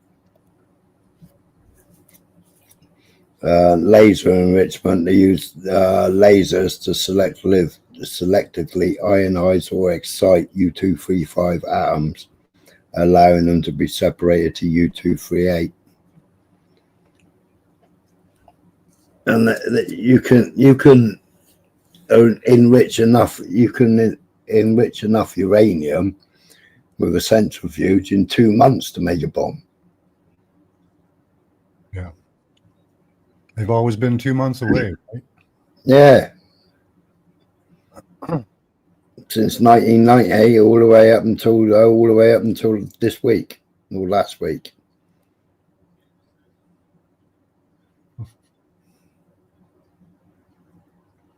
So close, they didn't make it because Israel blew up their production facility for their. Yeah, but they didn't. They blew up false sites. Well, there was no fallout, no radiation detected after. Exactly. Right? So, yeah, it's not a convincing story, Mm. You got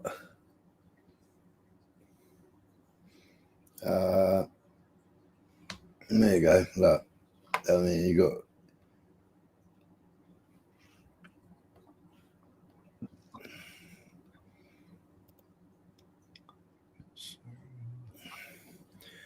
So decades of deadlines. Netanyahu's long history of claiming Iran is just about to get a nuclear bomb. From 1992 to 2025, Israel Prime Minister Benjamin Netanyahu has repeatedly warned the world that Iran is on the verge of building a nuclear weapon. But after more than 30 years of countdown, some are asking, is this about bombs or a pretext for endless war? Well, no, it's not a pretext for endless war. It's a pretext of regime change to put somebody in that favours Israel, isn't it? They, you know, Ayatollah didn't favour Israel, and they wanted somebody in there that they could control, you know, and they had nothing on him. You know, what did they do in Syria? They used Giuliani,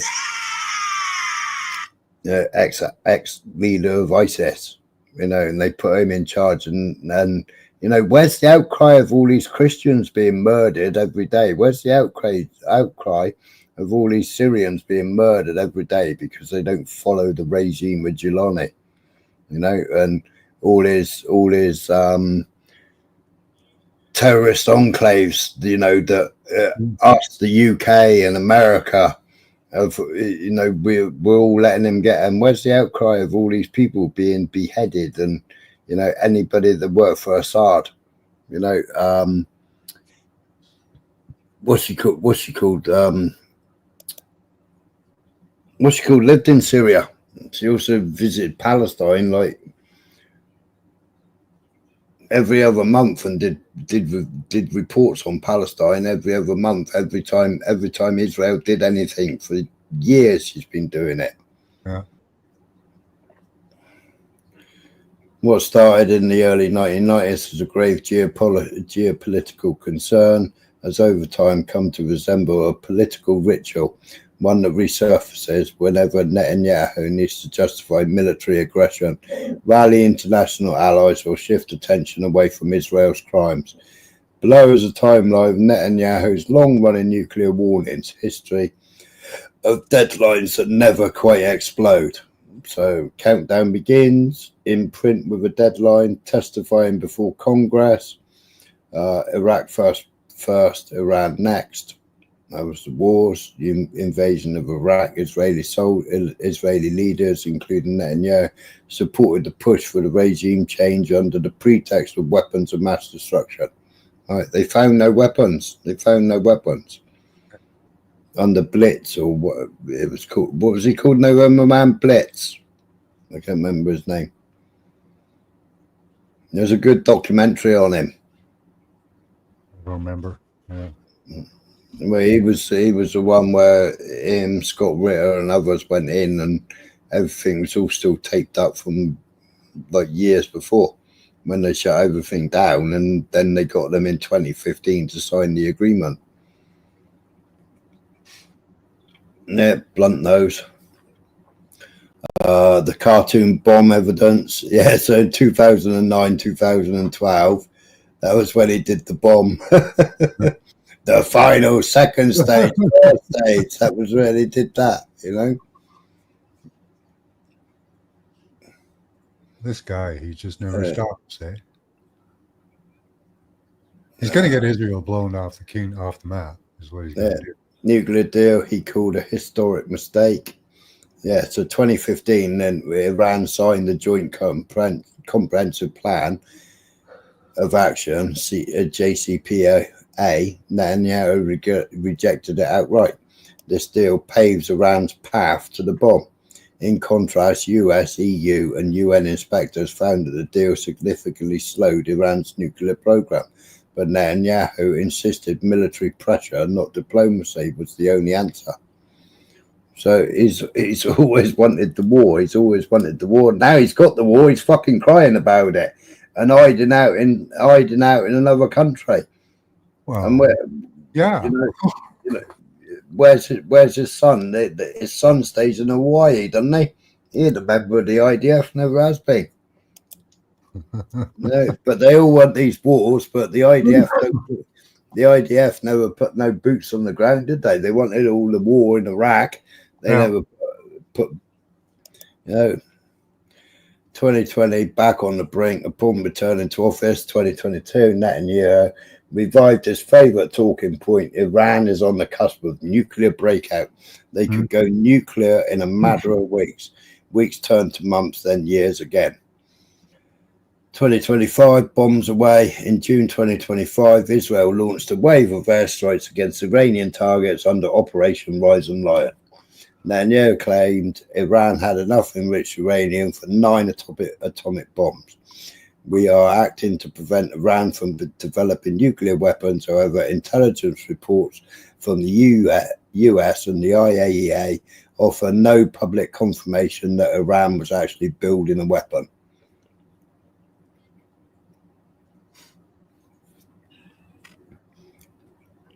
A pattern with a purpose.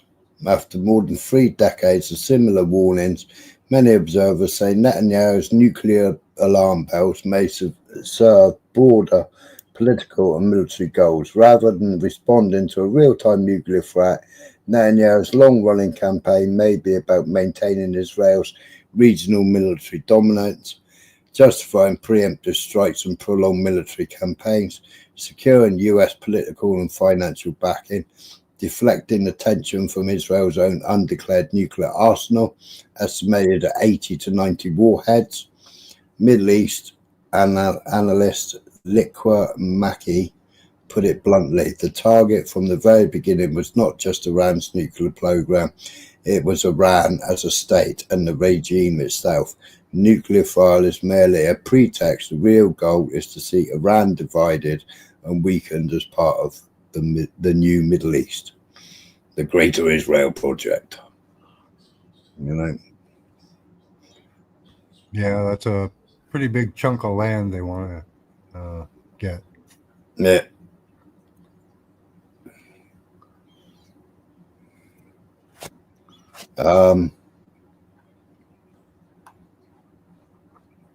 That's it. And like they were claiming that Hamas is in hospitals and hiding in hospitals. God, yeah. Yeah. Well, let me show you this footage. Oh, that freaking made me laugh when I saw the missiles coming into fucking Tel Aviv, and then you see the missiles coming right out of the middle of the city. Well, what are they doing with a city like that? Yeah. We weren't supposed to have missiles next to residential stuff. Exactly. Lawyer and journalist. Suddenly it's okay. Yeah, all surrounded by human shields. Yeah. What's up with that?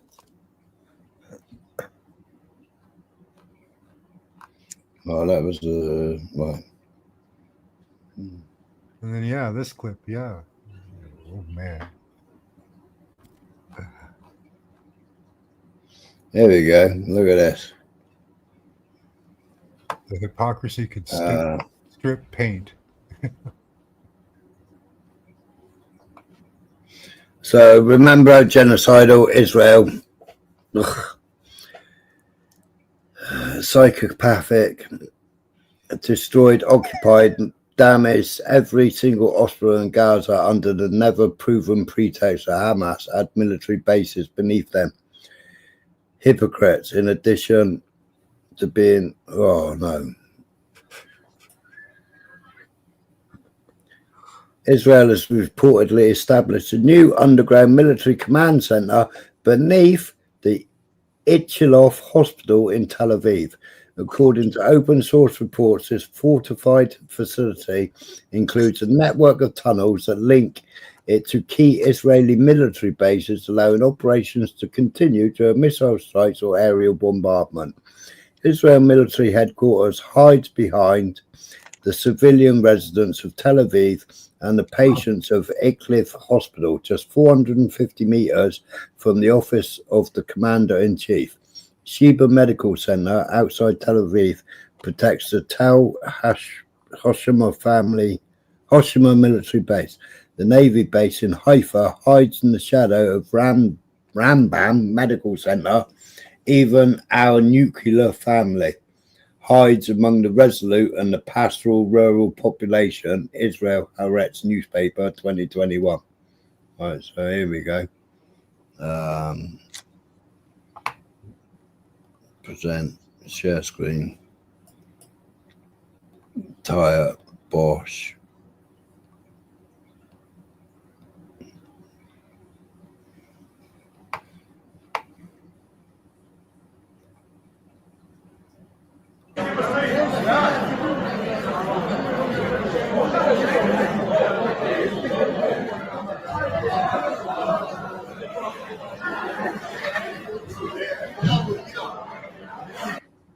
Is that the children's ward? Yeah.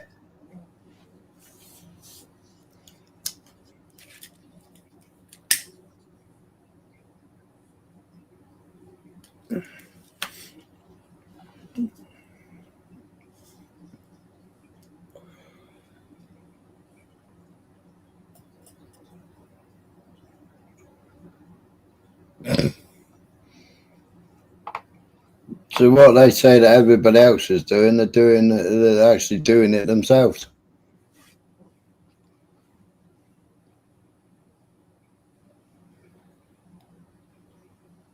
Craziness, eh? Shouldn't a thief always expect everyone else to be a thief? You know? Yeah.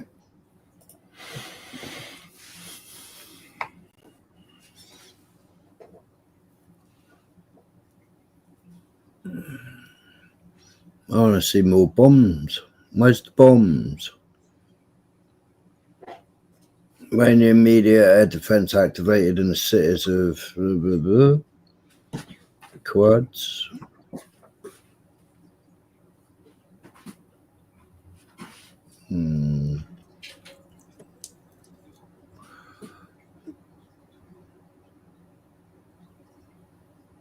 USA, Trump must mobilize 500 active duty Marines to LA.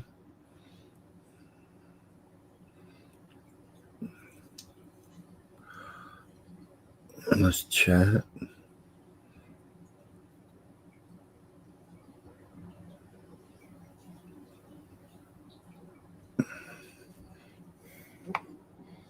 What's happening here then?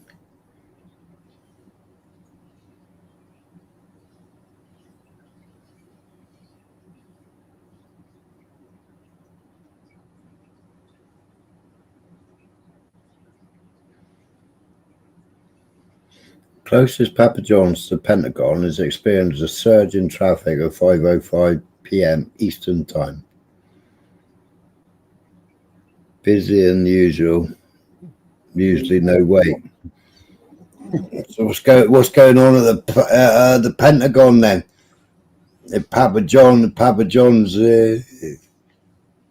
Every time war is about to happen, the Pentagon hits hell of a pizza. Papa John's. You're gonna have a pizza party? Yeah. They need pizza because they can't go home for tea. Yeah. Get some hot dogs. Yeah.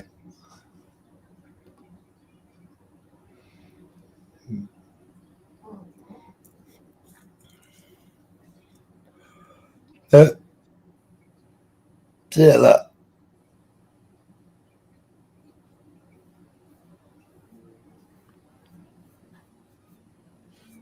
Smiler, if any of you or your panel can answer my last question, I'll stop supporting Israel.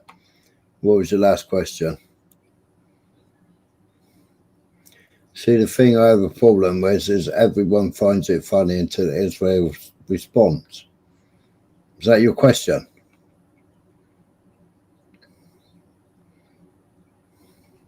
If Israel were so intent on expansion, why did they give the Sinai Peninsula back, which is bigger than Palestine, Lebanon and Israel combined?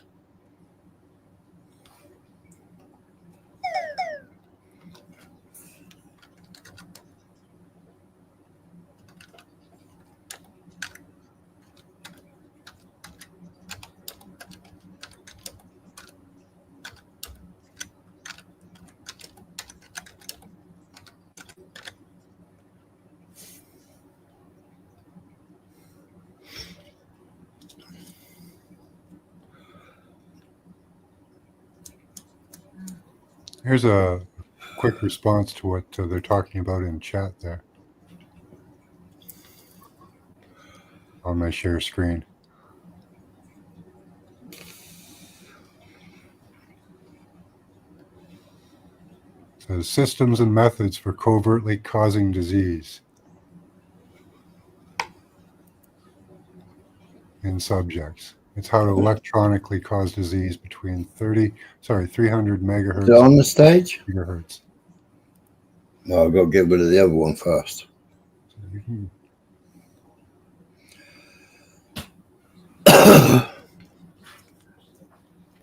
so, I'll answer your question in a minute, son of Amos. you guys are wondering where disease comes from. There's one source. Yeah, and it's a patent. US 11801-394B1. Oh, and this here is some of the Urban. Why did you? Body. How have you come in as a son instead of Urban?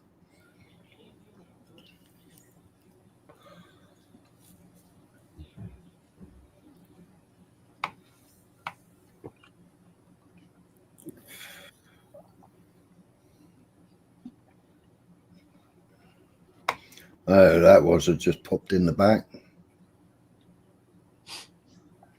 Yeah, don't bother hitting any links in the back.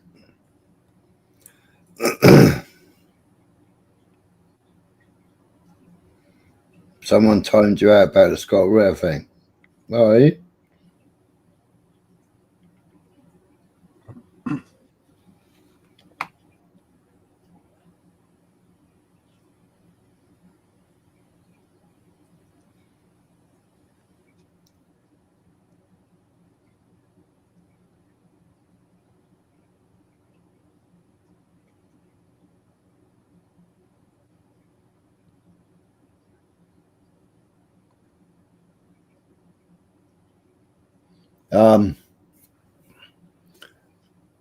So why did they give it back then? Urban, why did they give it back?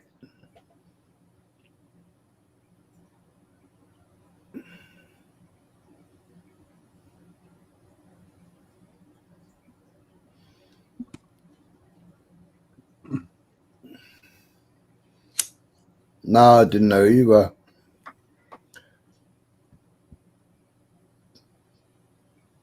Well, don't you know why they had to give it back?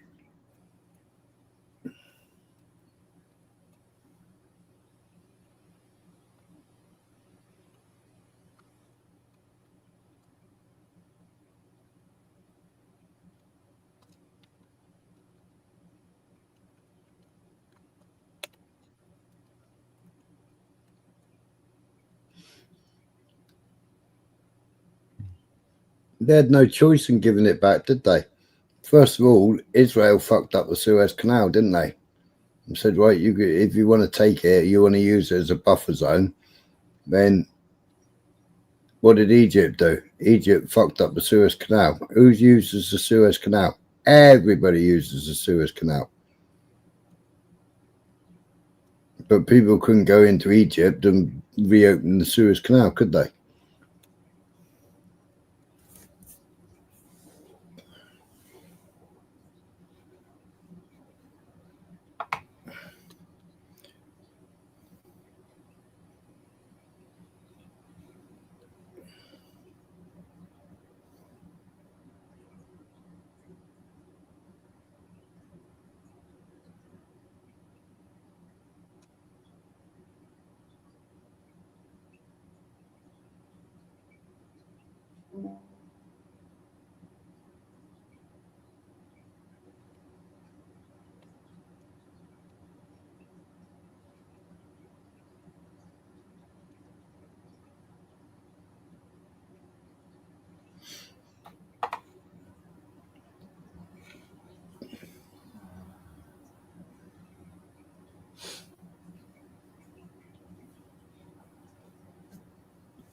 And who tried to ruin them?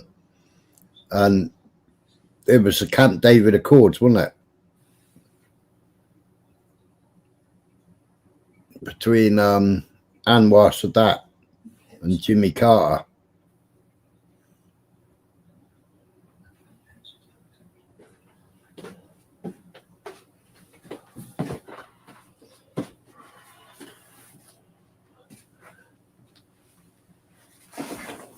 Where's the kickback for that? Who makes money? Right?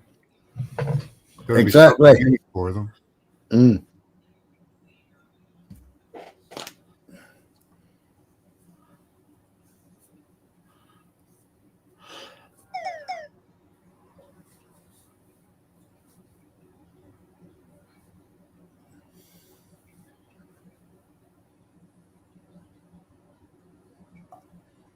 Right, so who makes money off of it?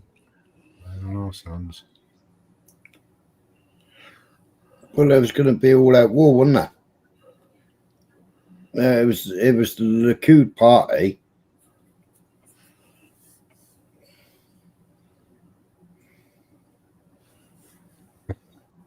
And you believe the Likud party are good?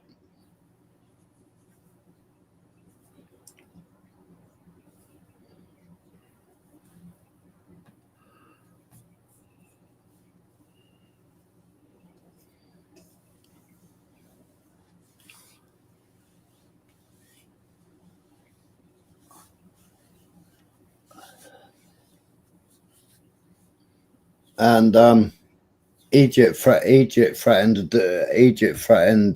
Jerusalem, didn't they?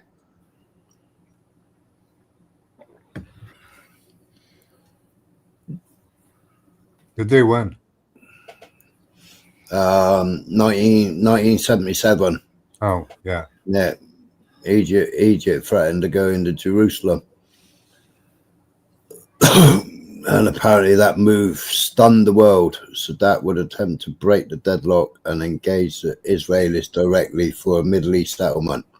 So Egypt was looking at going to war with Israel, right? So they signed the fucking accords. Okay. United States in '78, United States attempted to find common ground with regard to Israeli withdrawal from the Sinai, West Bank, and Gaza, Egypt. Instead on Israeli withdrawal during the 4th 1967 borders in exchange for security arrangements and minor border modifications. Israel rejected Egypt's insistence on withdrawal, especially from the West Bank and Gaza. It argued instead for some form of Palestinian autonomy during a 5-year interim period, followed by the possibility of a sovereignty after the interim period expired. The impasse over the West Bank and Gaza led Carter to intercede directly in an attempt to resolve the deadlock. Sadat expressed disappointment over the progress of negotiations and decided to cut direct contacts off with Israelis. Carter decided to call for a summit meeting.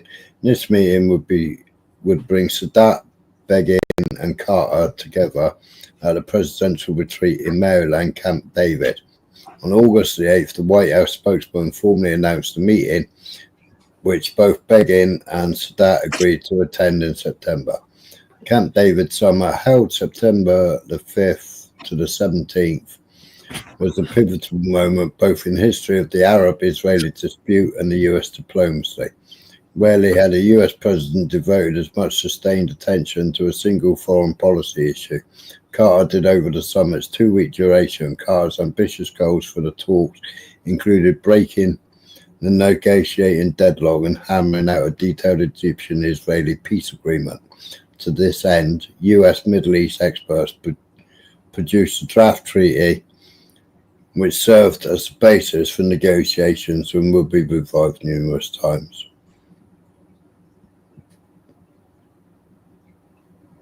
So America couldn't back Israel.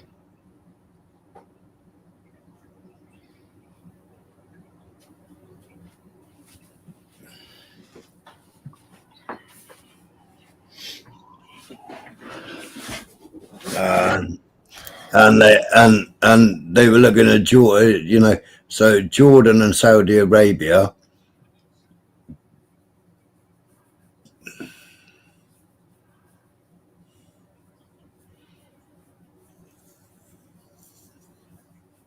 So they were building Israeli settlements, which was quickly stopped. Should have stayed there. We'll probably have more Gaza today or more Palestinian land. So.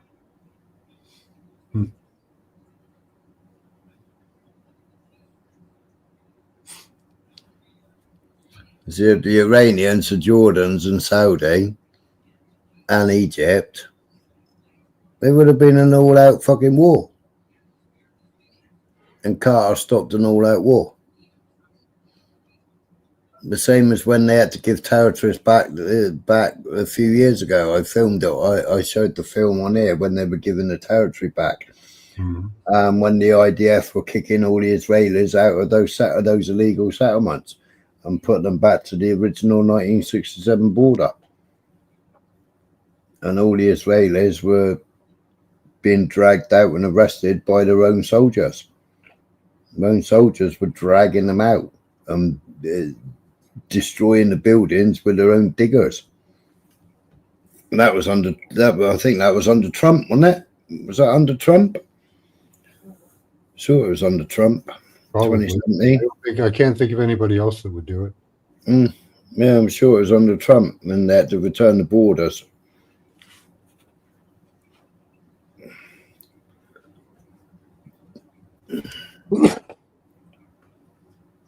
He was praising Palestine as a beautiful place, like years ago. Hamas, they gave it back in return for peace, yeah, because they were going to get declared all-out fucking war on them, right, by the whole of the Middle East, right?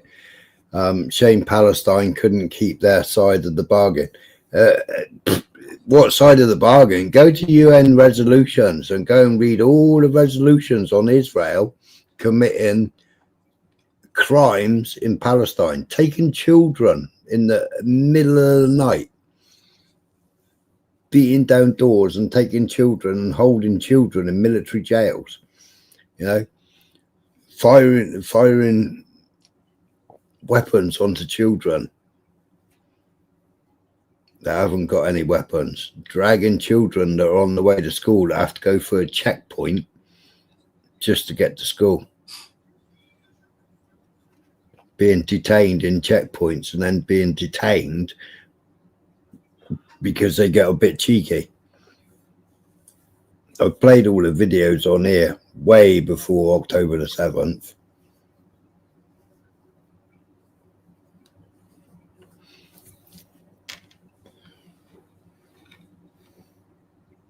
Anyway, now you've thrown that distraction in and you've lost the argument. Let's go back to what's happening in Israel at the moment.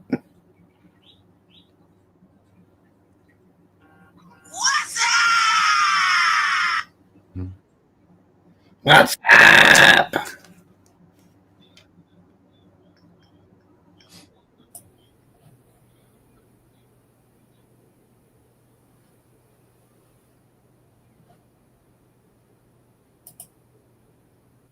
Was Jimmy backstage? I didn't know Jimmy was backstage.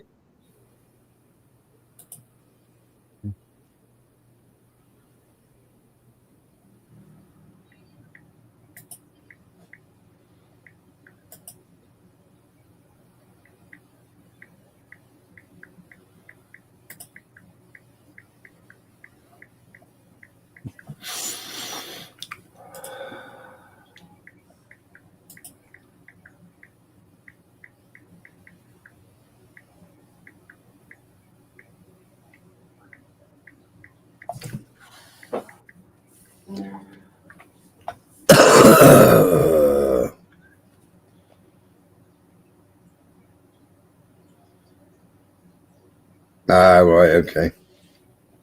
Oh, you clicked it, did you? No. All right. No, you went and looked. Yeah. Binning.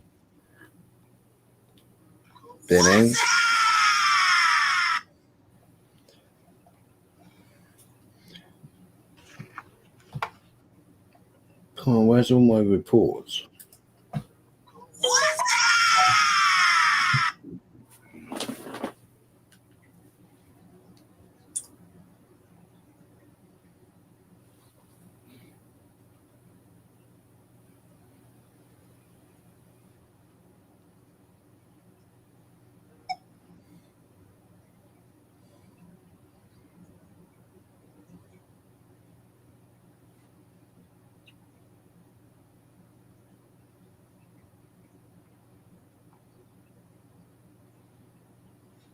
Oh dear. Oh dear.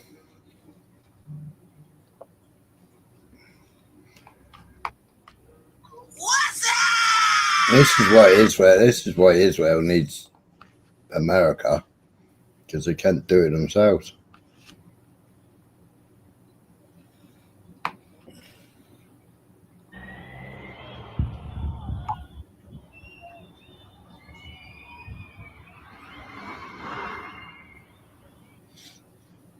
Well, how many missiles does the Iron Dome have? The THAAD they can only produce 60 to 70 missiles per year. And for the others, it was 85 missiles a year for the Iron Dome they could actually produce. Well, that's not enough.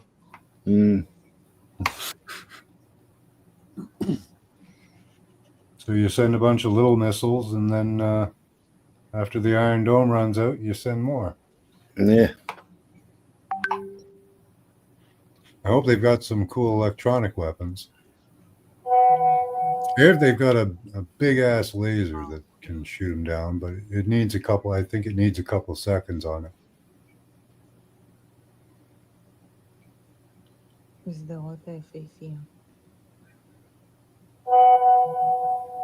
don't have anything that would do rapid fire.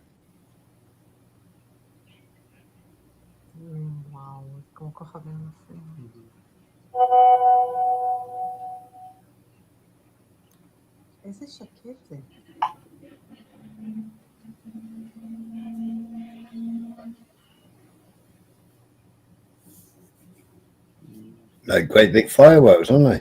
Yeah. You do it way cheaper with drones. A bunch of little drones and. Yeah, well, that's what they were doing. They were using drones, and then they were using their ballistics and their Yeah.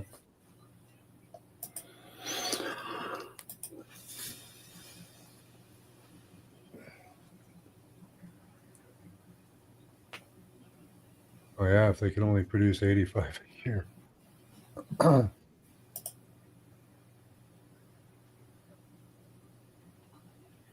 What's the shelf life for a missile? 5 years? They were sending out of date missiles to Ukraine, weren't they? Yeah. We were I sending don't know those exactly about. how long their shelf life is, but they're supposed to start turning on you after a while. Yeah. Oops. So you got maybe 5, I don't know how long they keep missiles for. So say 5 years, 85 a year. That's not a lot.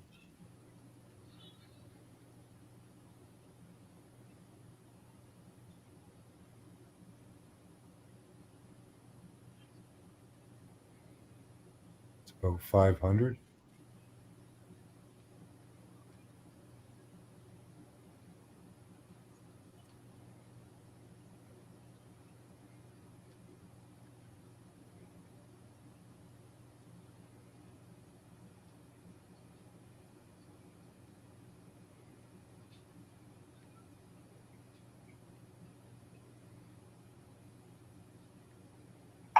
So do they have interceptor drones? These, you were saying that they do have interceptor drones as part of the Iron Dome?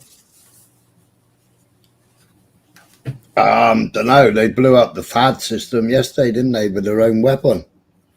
Oh, did they? I'm a little behind on what they Well, Iran was supposed to have hacked THAAD. Oh, okay. And what went up came straight back down on itself. Oh. Yeah.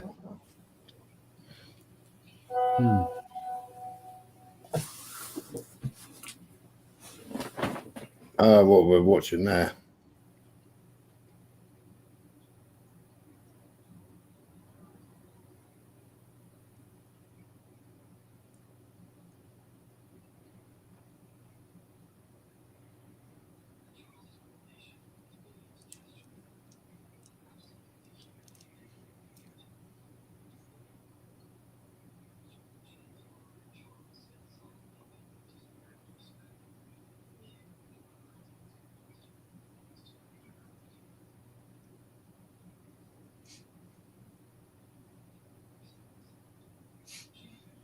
See a load of reporters yesterday and today, a load of reporters, Channel 12 and Channel 14, and I think Haaretz, because they broadcasted stuff that was happening in Tel Aviv, and because they were live. I was watching a live the other morning when they were trying to clear it all with diggers and what have you. Because they were reporting it, they've all been arrested by the Israeli government because they're doing it out there, and all the destruction. Yeah, they've got Google to blur out certain parts of Israel now, so it doesn't show the destruction on the map. Wow.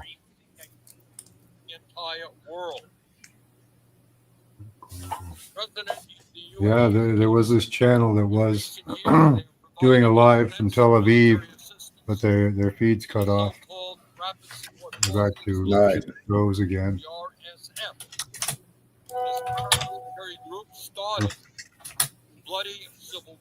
I think Iran has done an internet blackout, so that what are they called, 8006 or 9002 or whatever they're called, so that they can't hack their system. So they've done an internet blackout, so they can't be hacked.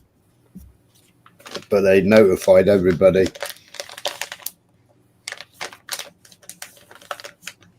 Before they did the blackout. Yeah, they could try some of their new tech on them.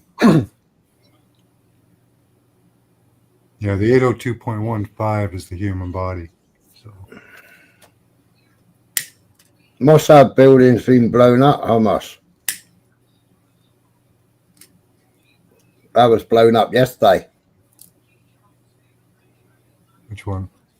The Mossad building.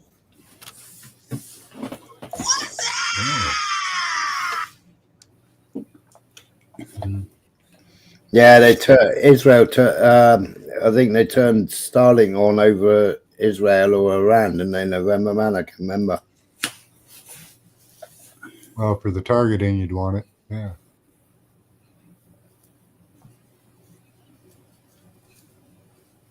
Then you can bypass their internet.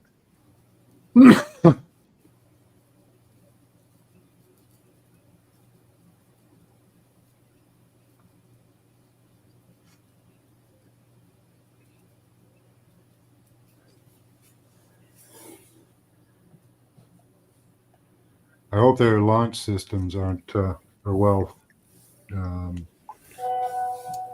both sides are well guarded, because that's easily hackable.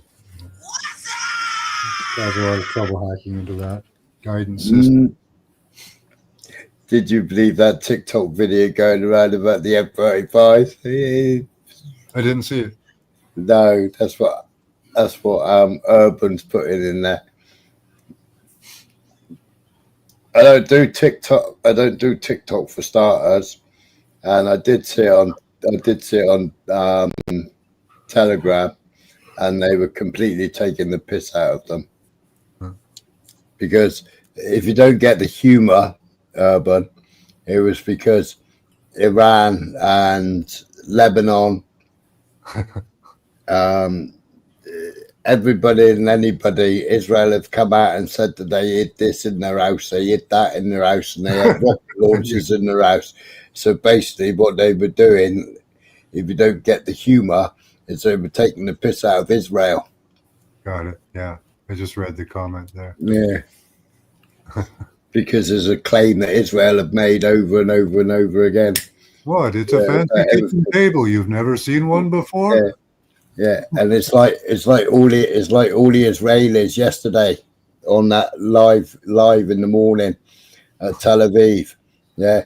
Going, why the hell have we got this system? Why have we got this rocket system in the middle of all these big built up buildings where we all live? Right. Don't they know it's going to be targeted? Well, yeah. Why are they using us as human shields? and the government went in and arrested them. Huh? Yeah, you had all the IDF there and all the police there. Yeah, Well, that's a really good question, isn't it? Right? Yeah, because they got the Iron Dome smack bang in the middle of them, and Iraq took it out. Well, yeah, that blew my mind watching that. That there were missiles coming towards the middle of Tel Aviv, and I was watching it live, and I'm like, well, where's the Iron Dome? They come up right from the middle of the damn city. Yeah, Coming right out of the middle. Yeah, because they're using Israelis. My God, it looked like it came in up the shields. Apartment blocks,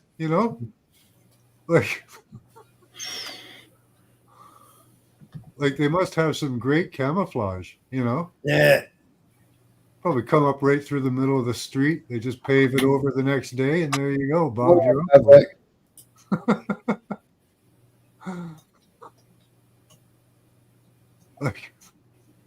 Yeah, that blew my mind. Right from the middle of the damn city. Yeah.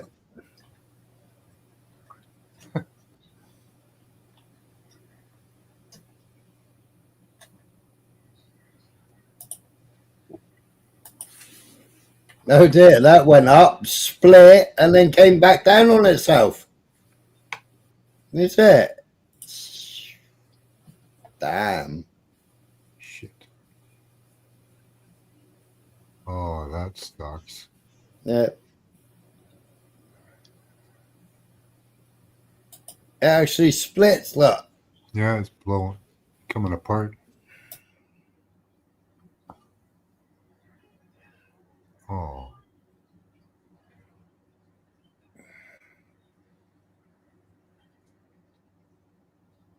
That's right. They're only Israelis. That's what the Israeli government are saying. Yeah. Yeah, they don't really give a damn, do they? Yeah, I mean, look at the arc. It went from a built-up city into a built-up city. Get on. Jesus.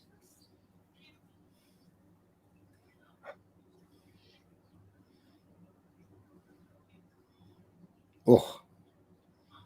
Shit. Find me a government that's not corrupt. I ain't seen one yet.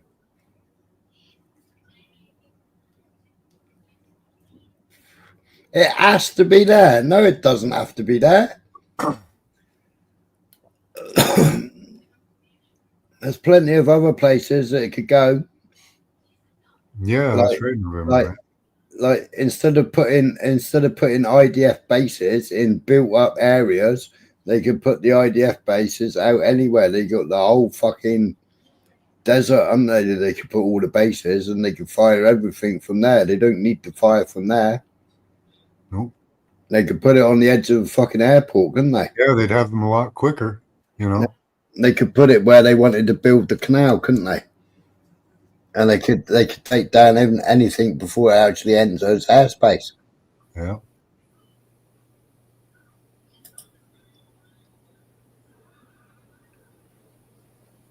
Except for those supersonic ones. Oh, bloody hell, I can actually see the moon out my window. What's going on? Somebody turned the light on in the moon. You don't have that comforting haze in your sky? No. Oh, shit. Something must be wrong. No, I haven't seen the moon for weeks out of my window. I just looked to see what that bright light was. I thought it was a reflection from my light or from the computer. The aliens are coming. It's the moon.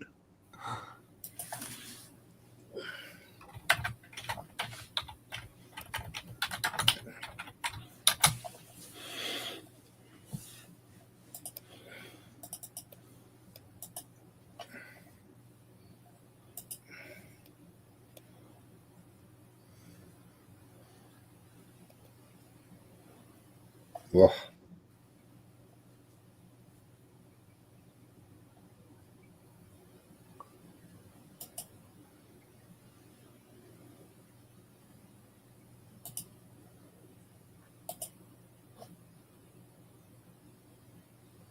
So is he going to start arresting other journalists, I guess? He's pretty much lock them all down now, right? Is it a button moon? No, it's not a button. It's half a moon. Couldn't resist. I'll take a picture.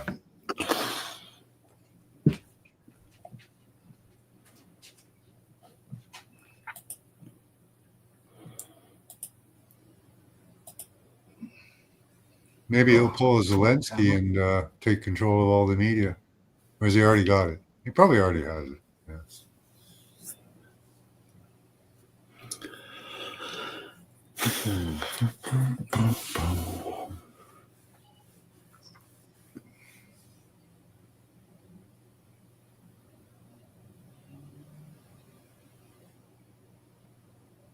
Well, yeah, they could put it around the city, though, son of Hamas.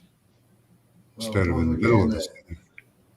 Getting a stupid computer in the background. Too much light coming off the computer. Why can I see it clear with my naked eye, but I can't see it clear in here?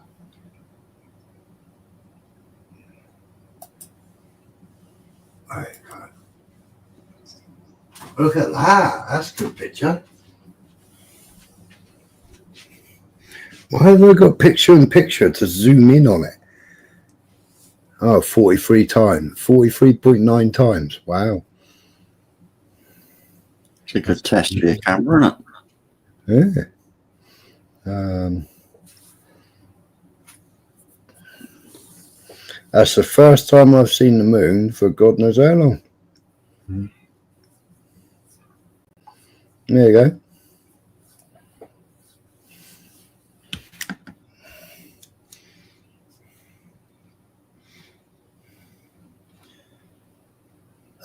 Stop sharing that a minute.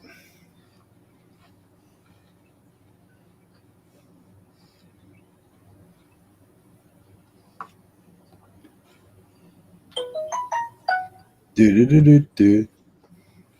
God, did that take that long to get through? Yeah.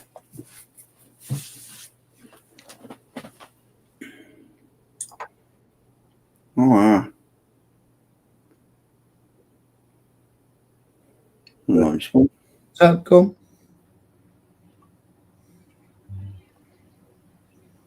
Netanyahu's already been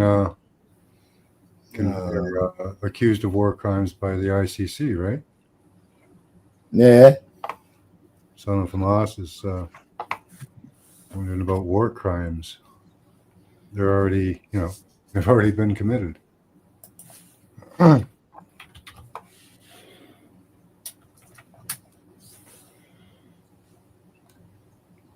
That's mad, that, isn't it? 40, what was that? 48 point something times. Yeah.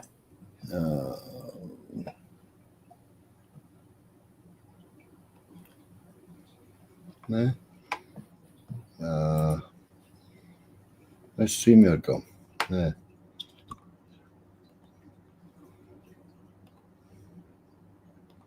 No. That's the moon out of my window. Can I zoom in? How do I zoom in? Nice. It's a good picture. Yeah, how do I zoom? I don't know. Try 3 dots. You got 3 dots anywhere? No.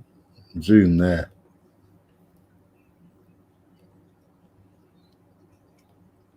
Zoom. No. Zoom in. No, further.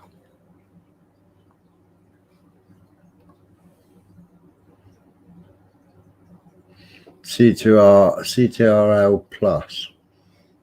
CTRL plus plus. No,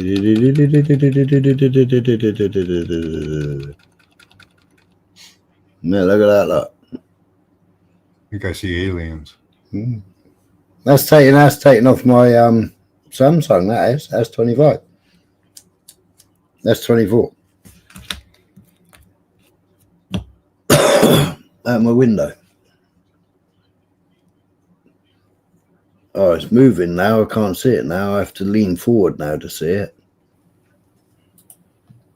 Pretty good, that. Yeah, isn't it? That ain't no edit, November man. That's straight out of my window, that is. So you're doxing yourself? Why? Well, you only got to look and find where you can see the moon like that.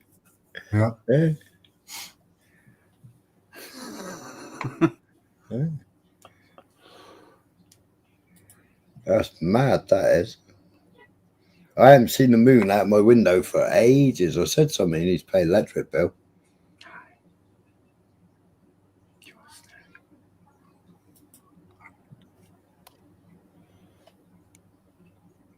All right, gotta go, Smiler. Thanks for having me up. All right, mate, you take it easy. See you later, Michael. Have a good night. See ya, Matt. Nice to see ya.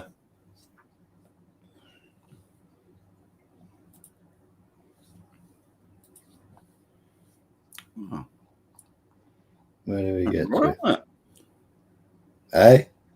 It's all right, that picture. Yeah. It's good, isn't it? Yeah. There's some good lenses in them phones, isn't it? Hmm.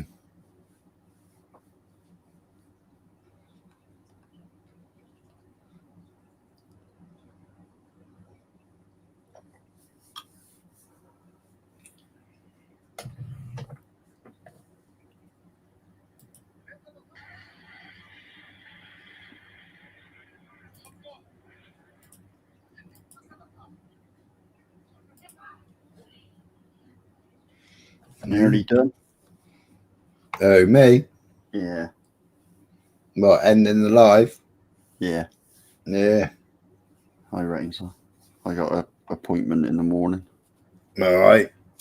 So I just watched the Jordanian helicopter intercepting Iranian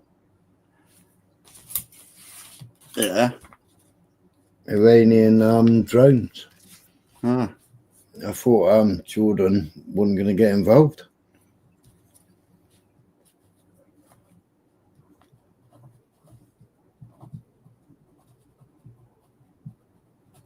What's this a video of?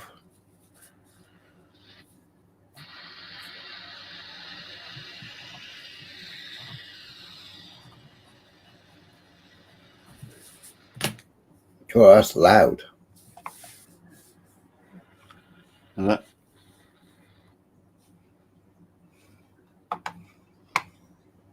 That's well loud.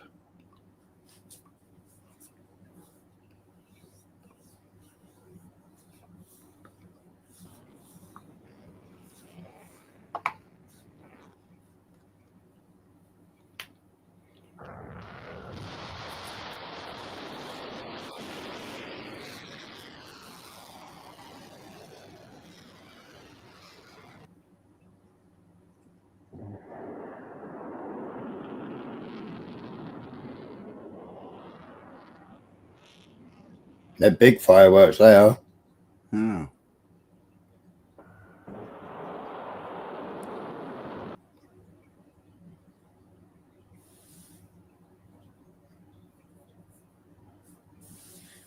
Very nice. Hmm.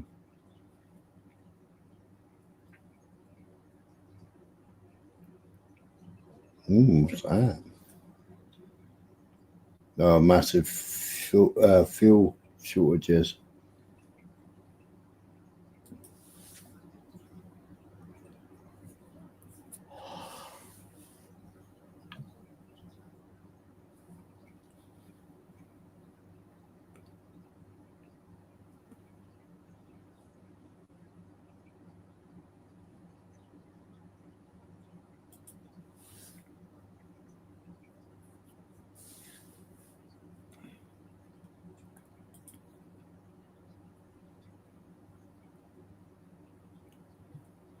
Oh, this is quite an eye-opening one. Yeah. Yeah.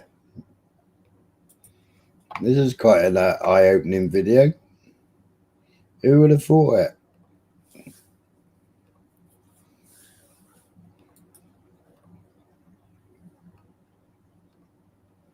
Look at how long it is.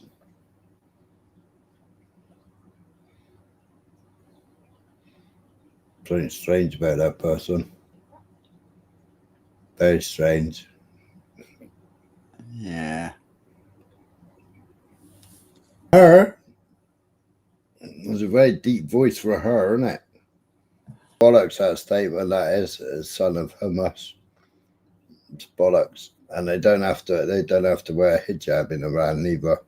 I follow quite a lot of Iranian channels where they're going around filming around Tehran and what have you. And most of it is very westernized again. I watch them all that.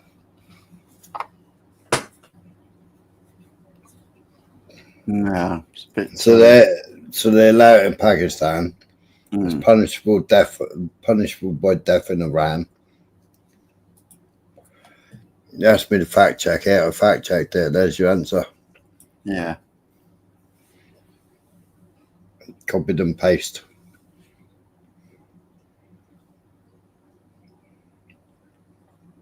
But you know it's all in the Talmud, don't you, son?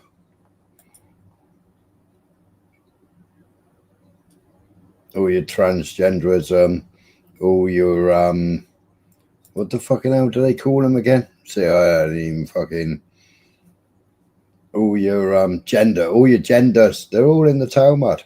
It's all Talmudic.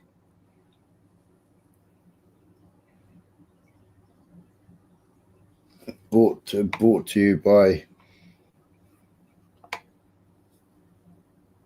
the Jewish population, the Zionists, the Ashkenazis.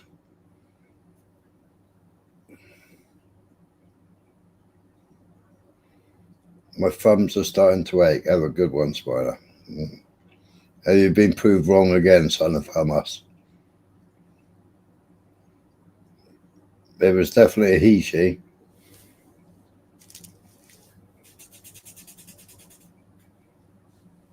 But there's another Muslim country that allows it.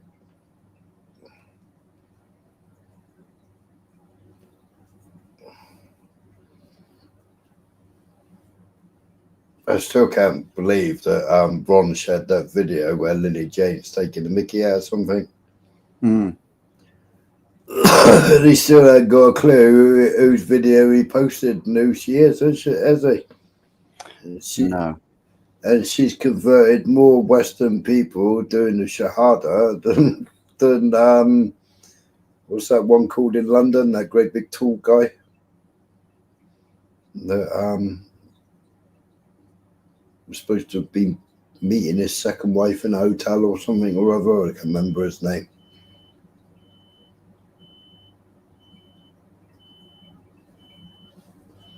What can I bleep in?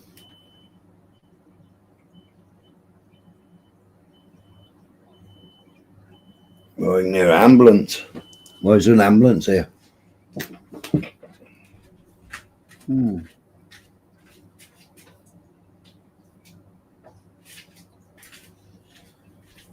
Just have a look a minute.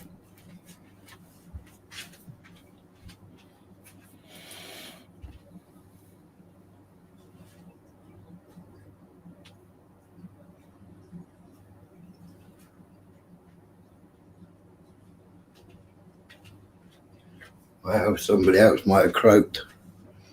God, since I've been here, one opposite me. Yeah. They've had two people in there. Have they? Yeah, a bloke and a woman, and they both croaked. Bloody hell. Yeah, they were emptying out this morning. Oh.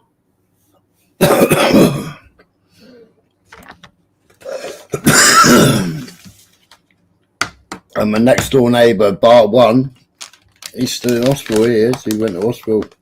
What? How long ago was that? A couple of weeks ago. That was. A few weeks. 3 weeks ago. 4 weeks ago. Yeah. He still didn't come out of hospital. He ain't. Okay, no. There might be another one then.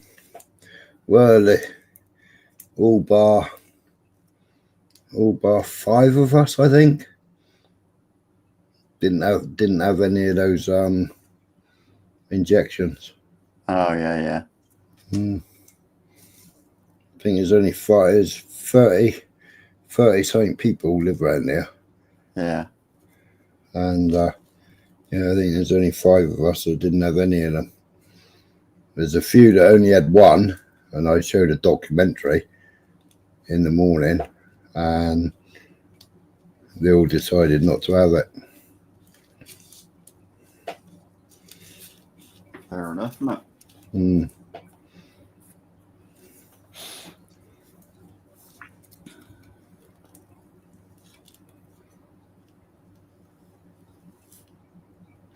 Yeah, it's true, Peggy. But Barron, he's the Messiah. Barron is. He's the chosen one. It's not Trump. It's Barron. He's a strange looking boy. He is. We ain't a boy no more, is he? But Jared Kushner, Netanyahu shares his bed when he goes to America.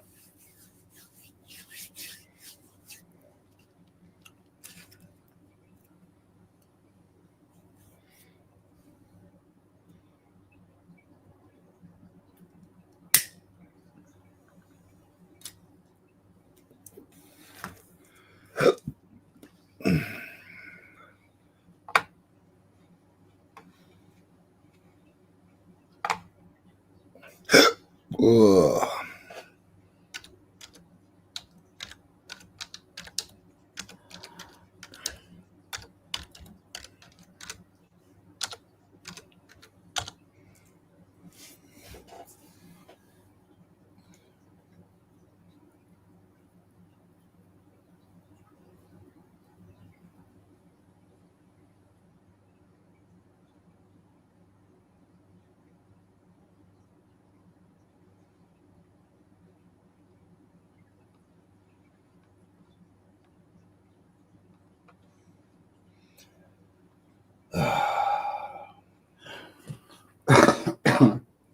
I thought you said his thumbs were aching.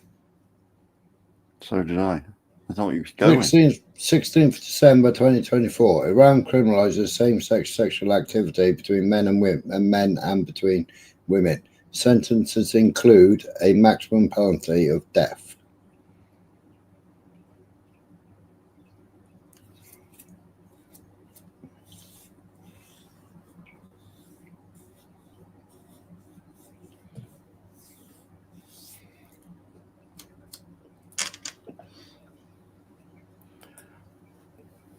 Right.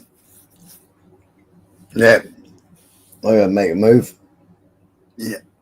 I better set my alarm clock because otherwise I should miss my fucking appointment. Okie dokie. Don't really want to go, but there you go. Yep. I'll see who's about on the other side in a minute. All right, mate. All right. Well, good luck at your appointment. Okie dokie. Right, people. Catch you later. All right. See you, chat. It's been a funny old evening.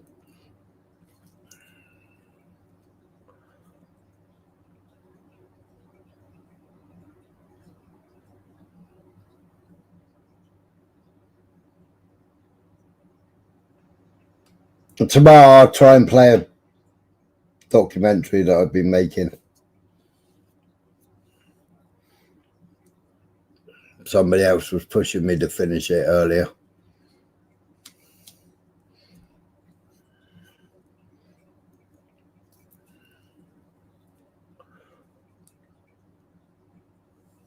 I'll catch you all in a bit. Well, not tomorrow, today, innit? So take it easy, and I'll see you all in a bit. Keep an eye on Iran and Israel.